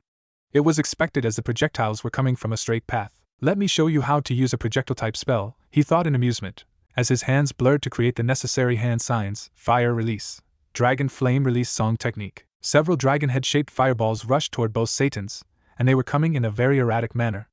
Of course, in usual devil style, Seraphal released a burst of ice energy and froze the fireballs. And immediately, both Satans changed their tactics. Seraphal created around 20 large ice hawks, and Falbium created hundreds of large chakrams. And not a moment later, all these birds and weapons rushed at Jiah. The difference from before was that these attacks were coming in a zigzag pattern this time, just like how Jiah used his ability. Fire release, great fire annihilation. The sea of flame covered the entire area before him, effectively blocking everything thrown at him. Unfortunately, his technique was not strong enough as the fire died down relatively fast, and some of the ice hawks were able to survive the fire. Of course, he easily destroyed those ice hawks with some well-accurate strikes. Jiah sighed. It seemed that elemental spells created from Yukai energy were still inferior to the devil's ones, even though he and Naruto updated Jujutsu. He sensed Falbium coming at him but could not react fast enough. He blocked the powered-up punch, but it seemed he underestimated the devil's. Falbium's power fist broke his right arm. He knew that Satan Asmodeus was strong, but he should have been able to dodge him. Of course, he quickly figured out the reason. It was the Satan Leviathan. She seemed to be using some very advanced ice magic to lower his speed and defense, but it was not like he was in any danger. Falbium noticed the change and immediately retreated, but he was not fast enough this time. Jiah covered his fist with Tuki and punched him. Not only he felt a few bones breaking, but he also sent the Satan flying. He did not wait a moment as he immediately appeared in front of the surprised Seraphal. 5 Elements Seal. Seraphal let out a silent scream when his fingers landed on her stomach. Jiah quickly followed up with his next unique Fuinjutsu, Demonic Power Seal. Seraphal couldn't stay afloat as her powers were sealed. It was not a complete sealing. Jiah moved away from the Satan Leviathan and landed precisely where he was standing before. Jujutsu still lacked quite a bit compared to devil magic, especially in the elemental and old Yukai magic section. But it was a different case for Senjutsu and Fuinjutsu. He and Naruto were able to recreate these two types of jutsu, which were a lot similar to their old world. And to him, the highest level of these two types of techniques had caught up to the highest level of devil magic or holy magic. But the problem was elsewhere. Many could use Senjutsu, but only a handful could use Sage Mode. And very few could use just the basic of Fuinjutsu, let alone the advanced section of it. The two Satans got up. It took them less than 9 seconds. Jiah had to admit he was impressed, especially at what Seraphal did. The Lady Satan literally froze his magic seals. It seemed her ice magic went beyond than simply creating ice structures. The reason Jiah was able to take both alone was because of the naivety of the said Satans. Seraphal and Falbium were not going all out. They were going all out in their current form, but Jiah was not a spy master for nothing. He knew about the demon form of the current Satans. Jiah could handle one of them in their demon form, but 2 would be too much for him. Of course, he had backup, but it seemed that would not be necessary, at least not at the moment. Maybe they were being cautious, or perhaps they were just saving up their energy. Regardless, by allowing him to handle both of them, the Satans were crushing their own army's morale. Celsius cross trigger! Seraphal shouted. Jiah blinked. He could sense the immense power behind the technique. He could roughly estimate the outcome of the attack. It seemed Seraphal wanted to wipe out their entire army in one go, something he couldn't allow. Elemental layered Imperial Guardian Seal. To Seraphal's horror, her ice magic couldn't advance when he was done with his magic. Instead, all her ice magic gathered around the humongous magic circle on the ground he created. The magic circle compressed the ice magic and started using her magic as fuel to create a gigantic ice statue. Seraphal tried to command the ice to get away from the circle, but it was not working. In the end, Jiah used her signature technique to create a giant Susanoo made of ice. Who said you need Sharingan to have a Susanoo? Jiah snorted, but his Susanoo could take only 3 steps before it shattered. Jiah did not need to look at the source, he felt him coming from miles away. It seems the royal cavalry has arrived. Jiah laughed. Indeed, Ajuka Beelzebub had arrived, and with him came the main devil army, consisting of even clan heads and their private armies, just what he wanted. Well, technically, he created the Susanoo so the devils could see where to come. It was more like a final touch-up of his grand entrance. As Ajuka was raising his arm, Jiah put his hands up quickly in a surrendering motion. Whoa, calm down. Then he folded his fingers, except for his index fingers as they were now pointing upwards. I am not your opponent. Jiah could see all 3 Satans' eyes widening as they looked up where he was pointing. Naruto Otsutsuki had entered the battlefield. Naruto's POV. Naruto was here from the very beginning. He saw his army killing the devils and, at the same time, dying at the hands of the devils. He saw everything. He could have ended all the fights if he entered earlier, but he did not. He could not. He needed everyone else to fight first. It was to show the devils that the Avalon kingdom was not weak, that they had other strong individuals besides him, and that their army could easily match theirs. It was not what he wanted, but it was a necessary evil. But now it was the perfect time for him to enter the battle, and so he did. And the reason no one sensed him all this time was because he did not allow them to. He could see that most devils were scared, but they still tried to put up a brave front. He knew why they were frightened, and it was not because of what he did last time. It was because, unlike before, when he came as a king who asked for justice that his people wanted, this time, he came as a king who would take the justice that his people deserved. And even his outfit was different. He was wearing his royal outfit. It was simple white formal cloth with a lightly ornamented white cape on top of it, and on the cape, in kanji, the first king was written vertically down. Of course, he was not wearing any crowns or excessive jewelry, but he looked intimidating even with this simple clothing. And that was the point. After all, this time, he came as a king who was going to conquer them. The first one to react, just as he thought, was Ajuka. The green-haired Satan created a giant serpent made of pure energy and threw it at him, who was floating around 100 feet above the ground. Naruto did not move from his spot.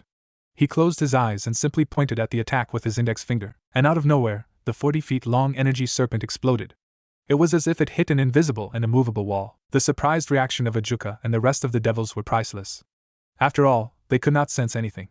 It just happened all of a sudden, and Naruto was not even looking. Naruto could feel Ajuka getting angrier and started to gather a tremendous amount of power. He knew why he was doing that. Regardless, he did not move and waited until Satan Beelzebub was done. Ajuka started to go through his unique transformation. Horns began to come out from his forehead, and his hair started to grow. At the same time, 2 more eyes popped out right on top of his original ones.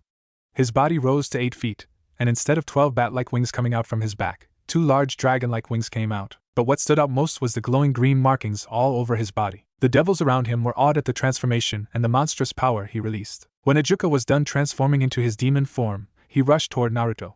His fist was coated with unique demonic magic power. This was not a simple powered-up fist like most of the devils.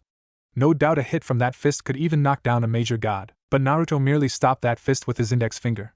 His eyes were still closed. The silence that followed made Naruto laugh almost. Naruto then flicked his middle finger from the same hand, and Ajuka flew backward, more like blasted off. He could sense that the rest of the devils started to panic, but the bald Satan quickly took control of the army and started giving commands. Seconds later, the ground began to light up as the devils started readying their spells. Slowly the land was engulfed in a sea of light as all the devils completed their spells. Finally, at the command of that same Satan, every devil fired their spells. Although many of the spells were simply powered-up blasting types of magic, there was a lot that was unique. Naruto could easily sense some of the invisible and hard-to-track types of spells among those. The total amount of power from all these spells could easily wipe out an entire region, and to defend against these devastating combined attacks, Naruto simply pointed his index finger upward. Immediately all the spells, visible and invisible, common or unique, changed their direction and went upward. To every devil's horror, all their attacks went at least another few hundred feet above Naruto before they exploded. The explosion was so strong that all the devils had to cover themselves with energy shields. Those who were closer even had to go down. But the closest one, Naruto, did not even move. Then out of nowhere, a large powerful energy beam came at him, courtesy of Ajuka. This attack was much stronger than the combined attack of the devil army. Once again, Naruto did not move. He did not need to, as the energy beam stopped 10 feet away from him as if it hit an invisible wall again. But unlike other attacks, this one was slowly getting closer to Naruto. All the devils were looking at it expectantly, hoping that it would at least hit Naruto. But unfortunately, when the beam came 4 feet closer to him, it ran out of power. That's what the devils thought. But Naruto sensed that Ajuka had let go of the attack, knowing that he would not make it in the end. And as soon as the attack stopped, all 3 Satans were right in front of Naruto. To be honest, they were within his arm's reach. The Satans were going all out at this point, as the last 2 Satans, Seraphal Leviathan and Falbium Asmodeus, also transformed into their demon form. Seraphal's demon form was similar to Magari's an elemental transformation. Her arms and legs were covered in ice. No, it was more like they were now made of ice. But it was her skin that caught his eyes. It was Arctic blue. As for Falbium, it was more like he wore super enchanted armor rather than going through an actual transformation. It was a full-body armor made of some sort of unknown black metal. It looked like one of those Dark Knight's armor from video games. But he also had unique wings like the rest of the Satans. The combined power of the 3 Satans in their demon form was making the whole place shake. It was as if the atmosphere around them could not contain so much power. But in the end, it was futile. Naruto pointed at the ground with his index finger, and immediately Seraphal and Falbium flew downwards. Surprisingly though, Ajuka stood his ground. Was it his infamous Kankara formula? Or his pure raw power? Regardless, Naruto stopped the energy ball that Ajuka created by holding it with his bare hand. Ajuka's eyes widened at the scene in front of him. The energy ball he created started decreasing in size as Naruto began absorbing the demonic energy. He had to give it to the green-haired Satan. He immediately understood that standing closer to Naruto was dangerous, so he retreated immediately. He finally opened his eyes and looked at Ajuka. Congratulations, you made me use a second technique. Yes, all this time, he was only using gravity manipulation. It was derived from the Deva Path of the Six Paths technique, but it was vastly superior. And during this whole battle, he was using a sub-technique zero gravity. This would create a large dome around Naruto, and anything that entered this dome, Naruto could control the direction of it through gravity. There were some limitations as he was still unable to manipulate gravity or direction of something that was completely concept-based. It was, as of now, one of his favorite abilities. Regardless, it was time he started on the attack. Naruto raised his arm, his index finger pointing upward. Planetary Rasengan. The Rasengan was half his size, with 3 smaller ones surrounding it. He then pointed his index finger at Ajuka, and the Rasengan went straight at him. Ajuka dodged it easily. It was not surprising since the green-haired Satan was not his target. Before Ajuka could get ready for his next attack, he stopped. All the devils lost their balance when they felt the explosion. The might of the explosion shook the ground and distorted the sky, but that was not all. When the devils finally got back up on their feet, they looked back. Naruto could see that even Ajuka was speechless at the scene. After all, the closest mountain, around 10 kilometers away, was completely gone. It was not the fact that his attack destroyed the mountain. No, because ultimate class devils could do that as well. The devils were speechless because they could not sense the power of the attack at all. They just thought it was a simple small-scale attack. After all, they sensed only that much power. What's wrong? Naruto's voice boomed. It was as if his voice was coming from all sides. Aren't you going to attack? He then raised his arm once again, this time his palm facing the sky. Stellar Rasengan. A giant Rasengan was created right on top of him, which was around 10 times larger than his whole body. And around the giant Rasengan, 9 planetary Rasengan of different sizes were circling, just like the solar system.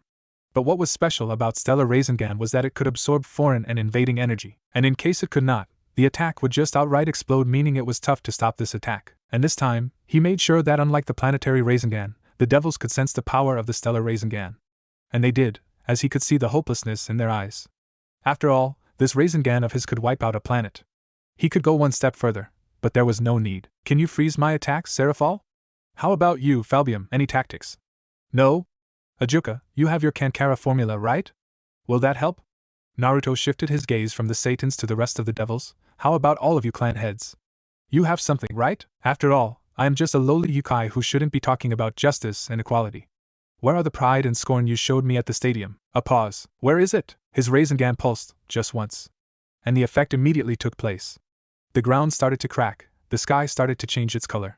As for the devils, many of them fell on their butts, because this time around, they could sense that this attack would undoubtedly destroy the whole main continent where most of the devils reside. There was no question about it. I am not the biblical god, I am not Michael, I am not Azazel.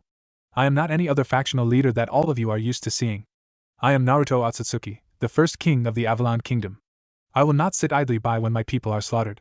I will not look the other way when my people shed tears of blood. I will tear apart your world and bring havoc upon your faction. And I will bring justice to my people. Even if I have to break your faction brick by brick. Naruto roared. The sheer pressure from him and the attack incapacitated most devils. He could see Ajuka and the other 2 Satans were furiously thinking of a counterattack, but nothing would work. Please stop. Naruto, as well as all the devils, looked at the newcomer. It was Surzek's Lucifer. The devils wanted to put their hopes on the strongest devil. But they could not with how he was currently looking. Surzek had bandages covering up most of his body, and from the clothes, the devils could see that he was missing an arm. And he was standing with the support of his wife, Graphia. This scene solidified the rumor of Surzek being defeated by Naruto. Although quite a lot knew about it already, many did not, as the clan heads did their best to make sure this fact did not spread. But in the end, the truth finally came out. And that made the devils despair more. It does not have to end this way. The pleading tone of their Lucifer was not lost on anyone. And whose fault is it that it escalated to this far? Naruto stated, his voice completely emotionless. Surzek looked down. With a sigh, he looked back up and met Naruto's gaze. I will take full responsibility. It does not work that way, Surzek. Naruto interrupted him as he shook his head sideways. His gaze was just as cold as his voice. Try again. Surzek just held his gaze. A few seconds later, although it seemed hours for the devils, Surzek stepped forward. He was unsteady but gestured to his wife that he was fine. He took a few more steps. Finally, he extended his good arm and gathered his signature Ruin the Extinct. Immediately roars of cheers came from the devils as everyone started to power up. And then the silence came just as fast as Surzek struck down some specific devils behind him. It happened in an instant. Tens of devils just ceased to exist. This is my verdict. Surzek closed his eyes and gathered his energy, so much that all the devils were rooted on their spot in fear. The clan heads that took part in the Nekusha massacre will be stripped away of their position and will be placed under house arrest for 50 years. The heirs and heiresses who took part will have to give up their evil pieces and be under house arrest for at least 10 years.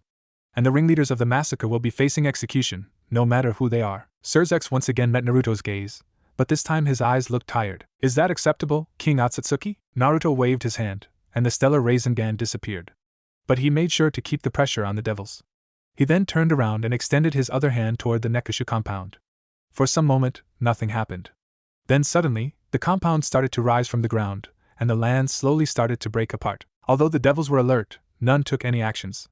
They simply could not. It took some time, but finally the broken pieces of the land formed into a giant 20-foot pillar with markings and words adorning it. Every year on May 15th, the day of the Nekusha massacre, all of you will come and pay respect to the dead, to the lives you have taken. Sirzex nodded his head at Naruto's statement. We will do that. All of this could have been avoided if you had just put that repulsive pride of yours aside. Naruto sighed. He then closed his eyes and clapped.